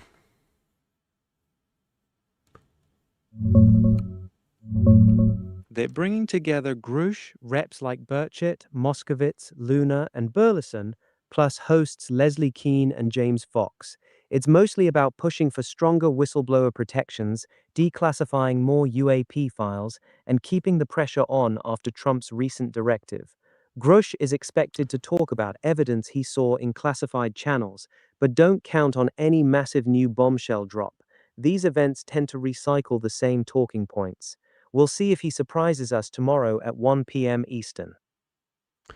Yeah, most definitely, man. I think one of those things is just to keep our heads to the sky, and just hopefully we can get some more information what's going on here, because at the end of the day, man, they're slow rolling the shit out of this, which I don't blame them. They have historically done this, so it's like whatever.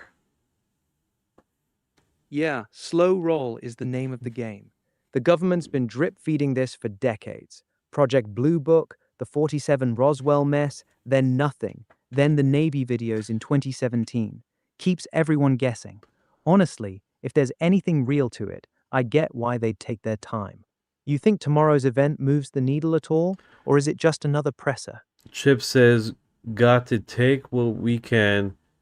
It's a process. Yeah, exactly. It's a marathon, not a sprint. Gotta chip away at it. I'll keep an eye on tomorrow's event and let you know if anything interesting drops. You catching it live or waiting for the recap? Damn it, man. If I listen to it, it's gonna be like 30 minutes into it already. That's how these always go. I'll watch it for you and hit you with the good parts. Sounds like a plan. Keep tabs on it for you. Catch you later, man. You can go, you can stay. I don't need you to go right now. All right. Good hanging out if you want. What's on your mind? All right, guys. So what I'm gonna do is go to the x.com and see what latest has been dropping over there, and what we can check out, because at the end of the day, dude, this so far X has been really ahead of the turn on the turnpike. And also we have also got Stack, which they have dropped a few unique stuff, and they're growing drastically. All right, so check out this segment. ODNI and all the people is we need the CIA and the FBI and ODNI and all the people that are doing this to know one thing. Hundreds of journalists have what you saw in Sleeping Dog. Not only that, look at the file structures. Hundreds of journalists around the world have that information. So what they need to do is think about what their next is. We need the CIA and the FBI and ODNI and all the people that are doing this to know one thing. Hundreds of journalists have what you saw in Sleeping Dog. Not only that, look at the file structures. Hundreds of journalists around the world have that information. So what they need to do is think about what their next is. We need the CIA and the FBI and ODNI and all the people that are doing this to know one thing. Hundreds. All right, so let's just keep it kosher here. Boom. If he's really pressuring the government, I just think it's a matter of perspective, right? Because they haven't responded to him directly. They have ignored him. They have removed his name off a few documents that he submitted, and then resurfaced a lot later. It's an ongoing systematic attack to what the whistleblowers have been bringing up to the table, right? So we gotta keep our eyes. All right. Government become aware of actual evidence.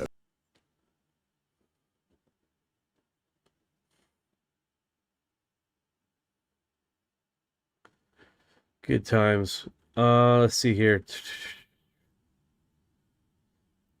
Yeah, the normies would not understand. They won't understand none of this stuff we're talking about. That's actually not bad. Reliable high-speed internet starting for $55. Oh, kick-ass 90, 96, 38. That's what's up, man. Sky watching while you're living. Multitasking. Connections to Close Encounters, but this is not a sequel to Close Encounters. But It's it is not even close. Yeah. Not even close. Close Encounters, when I made Close Encounters, it was, it was a wouldn't it be wonderful if kind of a movie.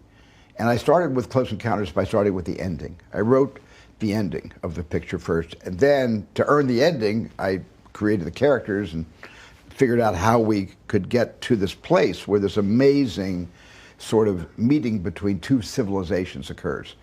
But Close Encounters, resembles Disclosure Day in this regard. There is a secret group in Close Encounters that is keeping this away from the general public's knowledge.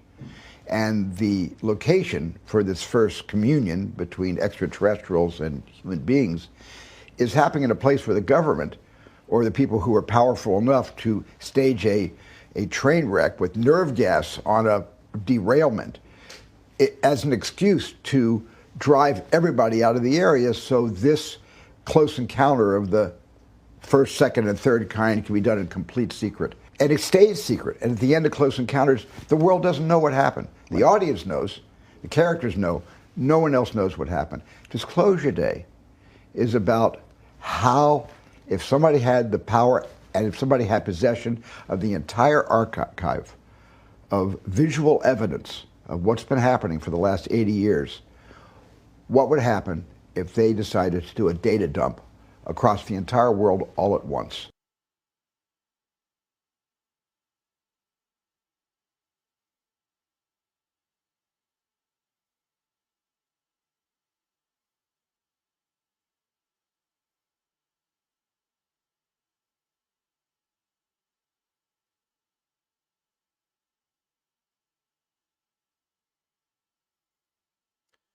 Yeah, you can't ignore the fact that this is definitely very intriguing, man, what they have done and research and all.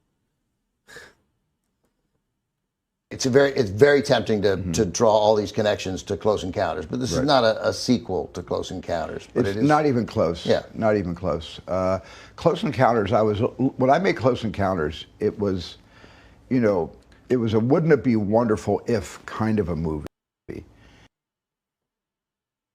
And I started with Close Encounters by starting with the ending. I wrote the ending of the picture first, and then to earn the ending, I created the characters and figured out how we could get to this place where this amazing sort of meeting between two civilizations occurs.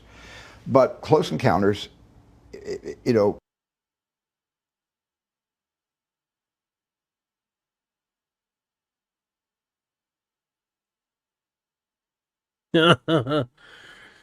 Good times. What's going on, Kelly in the house? What's going on, Kelly in the house? Let's see, we're here.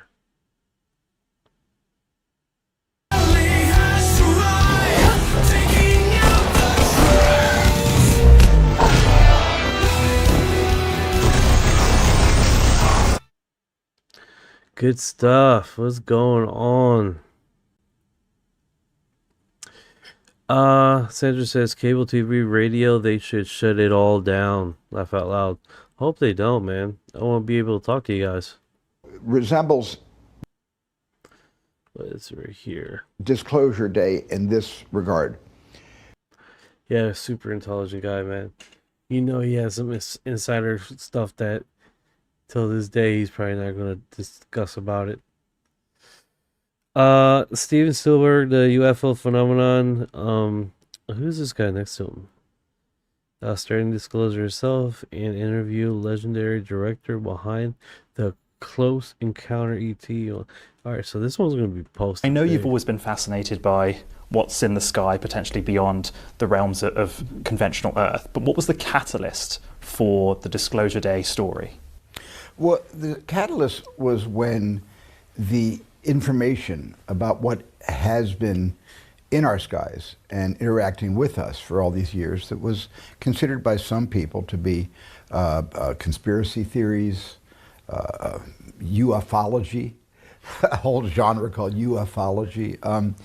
When it started to become a little more upper echelon, that when the reports weren't just coming from mainstream, daily walk of life people, but it was coming from Air Force pilots, Navy jet fighter pilots.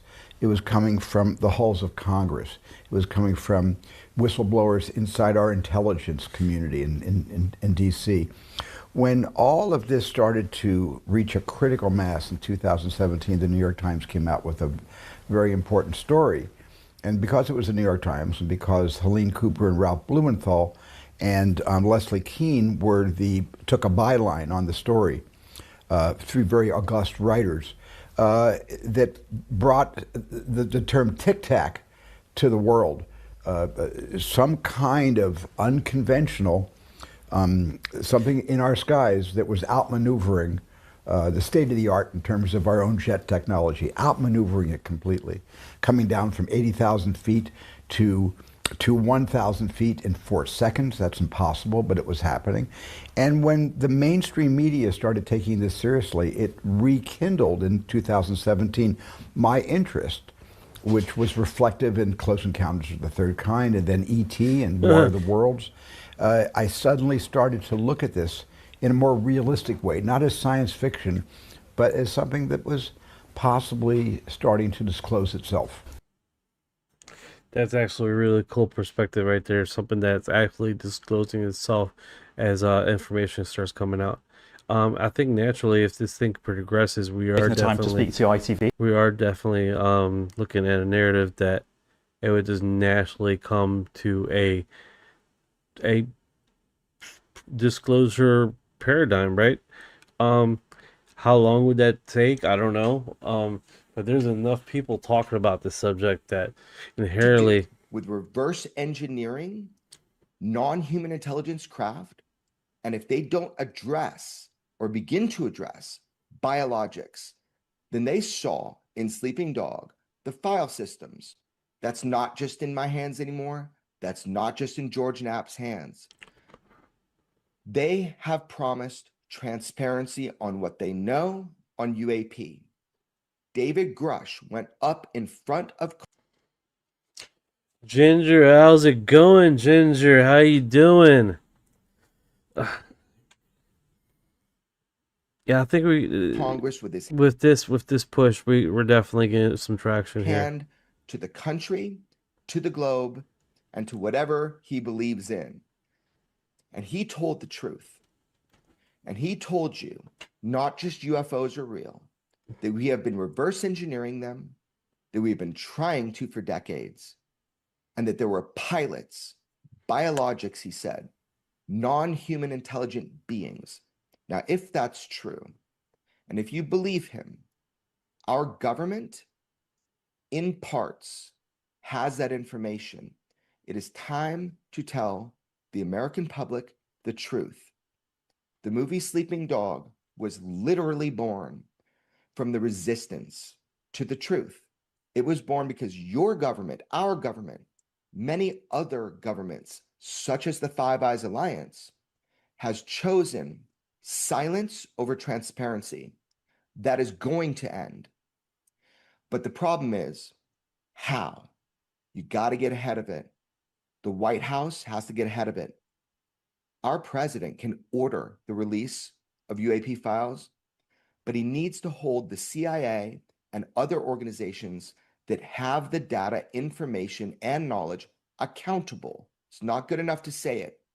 You have to hold them accountable, because you don't want to be a president that is lied to, just like Clinton was. So that's what's up. That's the score.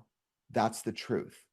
Sleeping Dog, you see in there what is possible, but it's up to them because of you to make it happen. Yeah, I'm really stoked myself of seeing non-human biologicals. That would definitely be one of those situations that'd be a head turner, right? They have been posting on Reddit, a different platform. Of course, it was Brazil's drop, but I really don't know if this is real or anything. Someone has increased the image of what's what's on the data stream as far as what has been posted, but it's basically early or a blurry vision of it. This supposedly was one of the files, right? Not verified. Don't know if it's true or not. It doesn't give a case number or a visual or anything to find this thing or track it down. And of course, this one is connected to a YouTube channel that is basically funneling people in.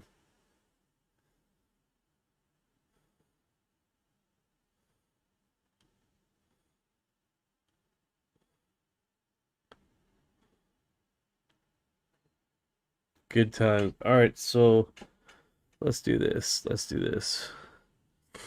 I'll post that. If they don't come out with the next drop having to do with reverse engineering. All right, so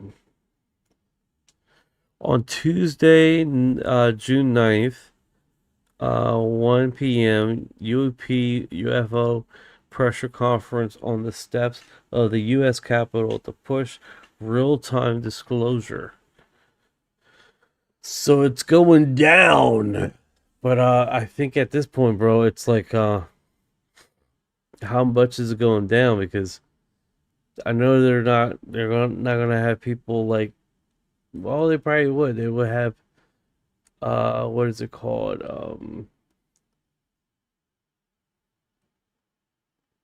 Landline. So on the landline situation, Ginger, thank you, love you too. So the landline situation, let me see if we can post this up. Boom. So we don't get any. What's going on, Orion in the house? Non-human intelligence craft. House is deep into fraud week. They're pushing a bunch of bills today to crack down on government waste, improper payments, and scammers hitting federal programs. And if Rules they don't Committee met address earlier to set the or stage for begin to votes. address Pretty dry stuff biologics, compared to tomorrow's then they UFOs thing. saw in Sleeping Dog the file systems. That's not just in my hands anymore. That's not just in George Knapp's hands. They have promised transparency. All right, so we posted that a few times. Yeah, they've First been running is, that I'm fraud told week. that China Lake at the moment is having a huge problem with UAPs. They are being swarmed.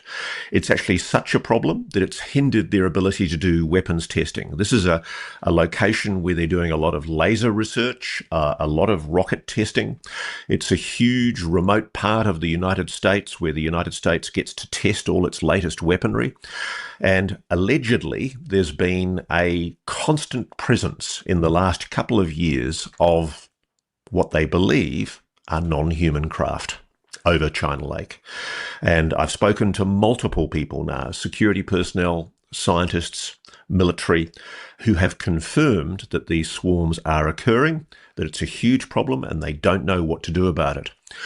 China Lake is one of the areas, I'm told, where the United States was using both psionics and the dog whistle and high pulse microwaves to down alien craft. They have brought down craft in China Lake. That's my understanding.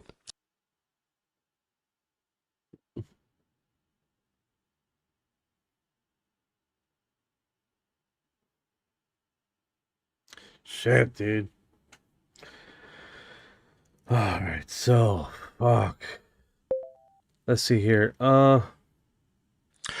First is, I'm told You that good, China man? Lake. Sound like you're looking for something. No, I literally just fell asleep on the live here. No worries, man. Take a nap if you need to. First I'll be here when you wake up. Yeah, we just let the live stream go and we're just taking a little nap in real time, guys. I'm told. Got it. We're in real-time mode. Nap away. I'll keep an eye on things and wake you up if anything pops off. Right, just do story time. Do story time. Gotcha. All right, hold on a sec. Right, Hold on. story time. Hold on, brother. Hold on. All right, so let's check this out. aliens here? Two parts. Okay. Have aliens been here? And do you think they might still be here? Well, based on the circumstantial evidence of everything that I've gathered throughout my whole life, and everybody I've listened to, and every documentary I've ever watched, and all the testimonies in Congress that I've heard, I absolutely think that they have been here, and they are here, and who knows, maybe they've always been here. Last thing, I'm just curious about this, because the heyday of science fiction was the 50s in many ways, right? And for movies. Yes. And most of those movies dealt with the threat that these people from another planet, another galaxy, Yes. another universe would possess. But you right away sort of thought, well, yeah, and War of the Worlds, you've done that. We've seen what could happen. But the presumption is they've come a very long way, right? And they have very sophisticated, you know, these reports are, you know, there's no explanation for how they're staying up in the air. There's no propulsion. Why would more sophisticated people come here to harm us when it seems like it would be interest? Let's put it this way. I've done both. I conceived of the series and produced with Noah Wiley, Falling Skies, and you know, the Men in Black film series I co-produced, and War of the Worlds I directed. David Kep wrote War of the Worlds. But then there's Close Encounters, there's E.T., there's Disclosure Day. So I've sort of, and that basically is not my belief system. I thought at one point, I can make more money if they're bad, and they come down and start wrecking everything. Right. I can get more special effects out of destruction than I can by benign interaction. And so that side of me has a lot of fun. But although War of the Worlds was a serious metaphor for 9/11, so I take that film much more seriously. It's a little different. That was It's a metaphor. different thing. Yeah. It's a different thing. But my heart and my soul tell me that this isn't an aggressive off-world. There's not an intentional villain up there drawing their plans against us. I do not believe that. That's more you. That notion is more. That's core of who I Steven feel Spielberg is. my core beliefs are. Is that if they're going to come all this way, whether it's through a wormhole that may take, you know, 3 months to get here, or whether it's a lot of light, you know, speed of light travel time, I don't believe they would come here to essentially, you know, colonize us, do us harm, sow and reap, and I mean, by, basically terraform the planet into the red vines that we had in the War of the Worlds. I don't believe that. That would suck if they were doing that. Thank you, Dennis. I appreciate you, bro. Yeah, that would suck, man. If they just start terraforming while we're here, still on the planet, just doing their thing. We're like, what's happening?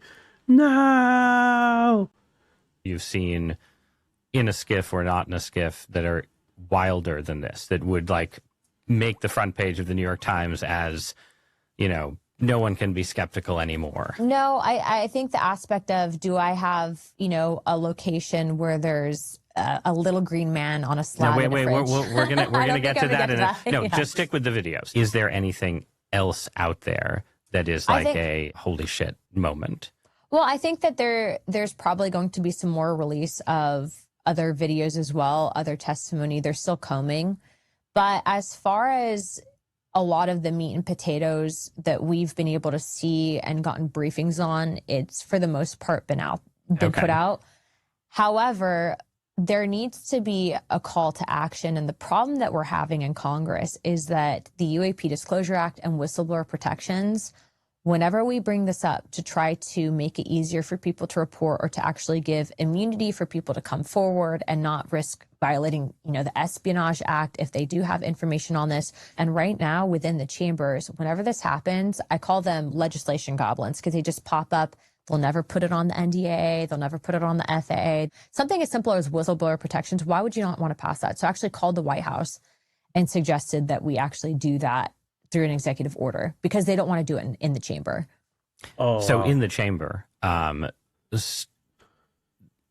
of the things that has made me take this issue seriously is the fact that among the people who have pushed for the inclusion of UAP provisions in the National Defense Authorization Act are Schumer. Chuck Schumer. Right, exactly. Chuck Schumer. Hillary Clinton made a mention of it too. And Right. It is a range of very high-profile senators who are not known for being interested in wild goose hunts. What are you wild trying to goose say? chases.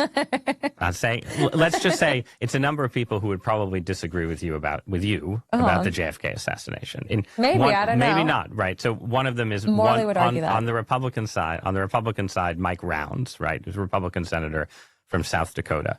I would say that there is no more sort of stolid, vanilla Republican senator than Mike Rounds. Mike Rounds has been partnering with Chuck Schumer on this issue in the Senate.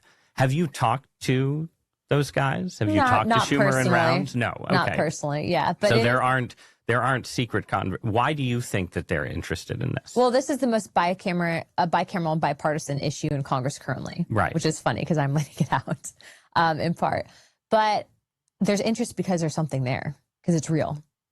It's not just made up. It's not just like some crazy, wacky thing. It's real. Okay. So one thing that's real that we can establish is that we have a range of testimony from aviators about inexplicable events And in the air, video and a evidence. range of videos that seem to correspond with at least some of that. Okay, let's go then into what you could call like the stronger dose of strangeness, which is the claim that there is a secret program inside the U.S. government that knows a lot about this or knows more about this. You've had people testify to that effect before your own committee. Do you think that there is a secret program inside the federal government? I think that there's a lot of money in the Pentagon that goes unaccounted for. And part of the reason why we initially wanted to investigate is, again, being stewards of the pocketbook. Where's our money going? If you have people testifying to this and they're saying that they're afraid of losing their lives over it, is there a there to that? What's been interesting is the amount of pushback that we've gotten. So do we know that money's missing out of the Pentagon's budget that we can't account for? Yes. Do we know that people are making these testimonies under oath and risking prosecution for lying under oath? Yes.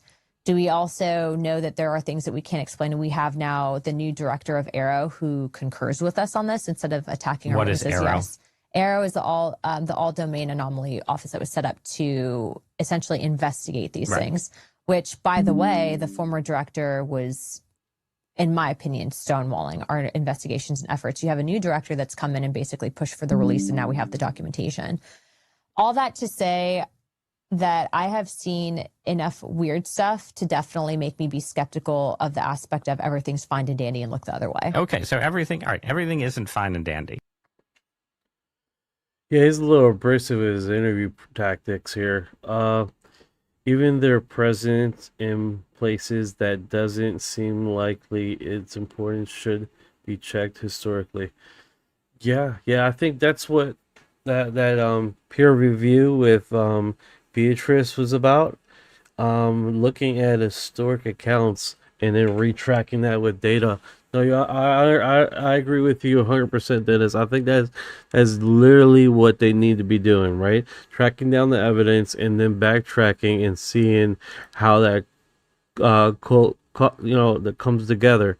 And I think if we do more subject studies like that, we can definitely get to a more perspective of what they're trying to disclose, what they're trying to hide, for one, and give us some very interesting analytical situation here where we can turn back around and get it peer reviewed, just like Beatrice did with other sightings and data, which would be welcome UFO Now. What's going on, brother? J2U, he shall come, signs and wonders, guard your soul, people. 606, which channel? This is X. This is Paulina. We meet potato of the UFO. Meat and potatoes. What podcast is this? It says source interesting times with Ross. That. Are there things? So it's a YouTube channel. Interesting times with Ross. That you've seen in a skiff. Yeah, so that's this guy, this guy, this guy. Yeah, that was one of the rougher interviews that I seen, right? That has her talking about this subject. The mass media are preparing for general public of official disclosure. Let's see what's going on here. That are being held from that have landed here or crashed here, and there are biologics, human, non-human bodies. That's correct. Someplace in this country. Someplace. In this program. Correct. There are craft that are being held from that have landed here or crashed here, and there are biologics, human, non-human bodies. That's correct. Someplace in this country. Someplace. In this program. Correct. There are craft. Holy cow. That are being held from that have landed here or crashed here, and there are biologics, human, non-human bodies. That's correct. Someplace in this country. Someplace. That's in this program. Correct. There are craft. That scenario, right? That scenario is scary in itself, right? This non-human biological that show up in these craft, man. And then having a perspective on, because you remember Stephen Greer mentioned that there's 69 species. Out of those 69, which one is visiting you, right? Like, that's one of those situations, bro. I don't want to be caught with my pants down. That's all I'm saying. Ginger, they make them. Hey, still, buddy, Signa hugs doing my hair. Okay. Nice to hear that. Let's see here. Yeah, we definitely got to get where they are posting, getting the information out there, and letting people understand this subject, right? For the normies, of course, because we're already on this subject. We already know what's going on. Let's see here. Steven Spielberg says his Alien movie will leave Christians questioning their faith on God.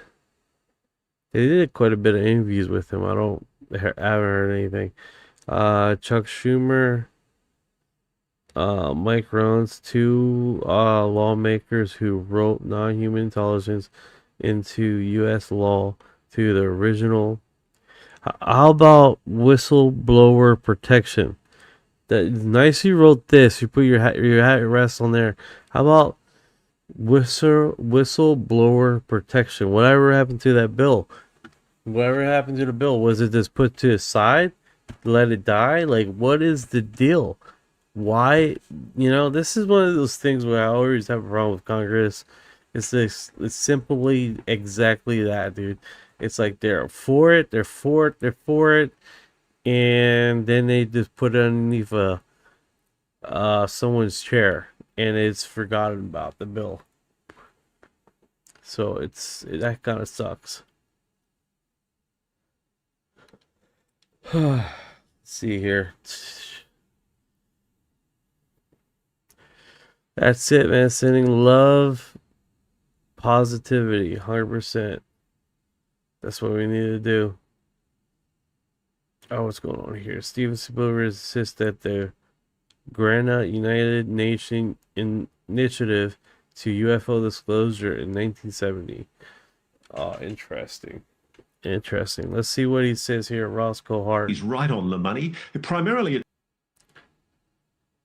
I completely agree with Congressman Tim Burchett. He's right on the money. Primarily, it's the CIA. The CIA has acted over the years very much as a gatekeeper on this story. There's been an office inside the CIA called the Office of Global Access, and they've been involved in what we know are retrieval and reverse engineering programs funded allegedly illegally by diverting program monies from other programs. And so Congress hasn't been told about this. It hasn't been kept transparent. And Tim Burchett's completely right. There is obfuscation. Anybody that have tracked basically Elon Musk when he was on there doing the what programs were running, and then he found this whole underground network of false names of companies that are ghost companies that just sit there with nobody living in them. Like he did that audited for when he was doing the auditing. So he did sound these like weird companies that would just necessarily not do anything, but they were on the books. It's pretty wild stuff, man. Hey guys, I appreciate you guys coming by the TikTok 6600 view likes. I appreciate you guys. 14 views on Twitch and YouTube. Thank you guys for dropping by so much, man. You guys are awesome, man. And just let you guys know, if you are here, you are Disclosure.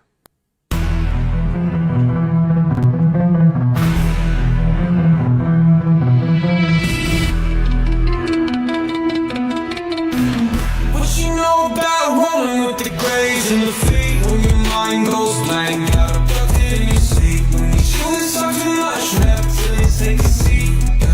Yeah. I feel like a hybrid in the deep elite. What you know about fire in a plasma stream? When you bring a zap, just the cosmic beam. When the humanoids show up, everything gets serene. I feel like an envoy in a starship dream. She say that I'm weird, damn straight. I'm like, you ain't seen the sphere. I believe in UAPs, don't believe you heard TV. She keep playing me close, but I'm watching from close. Y'all don't really know my intel. Let me beam you the truth like Roswell. Floating out in the craft, no fuel, we just bending math. See that light, it moves so fast. See my soul ain't stuck in past. Didn't know which form I'd wear, gray or blue. The reptile stare, frequency up, feel that surge. I'll ascend this realm for purge. Let's decode this line for a second. I'm awake, even if they don't believe I vibrate.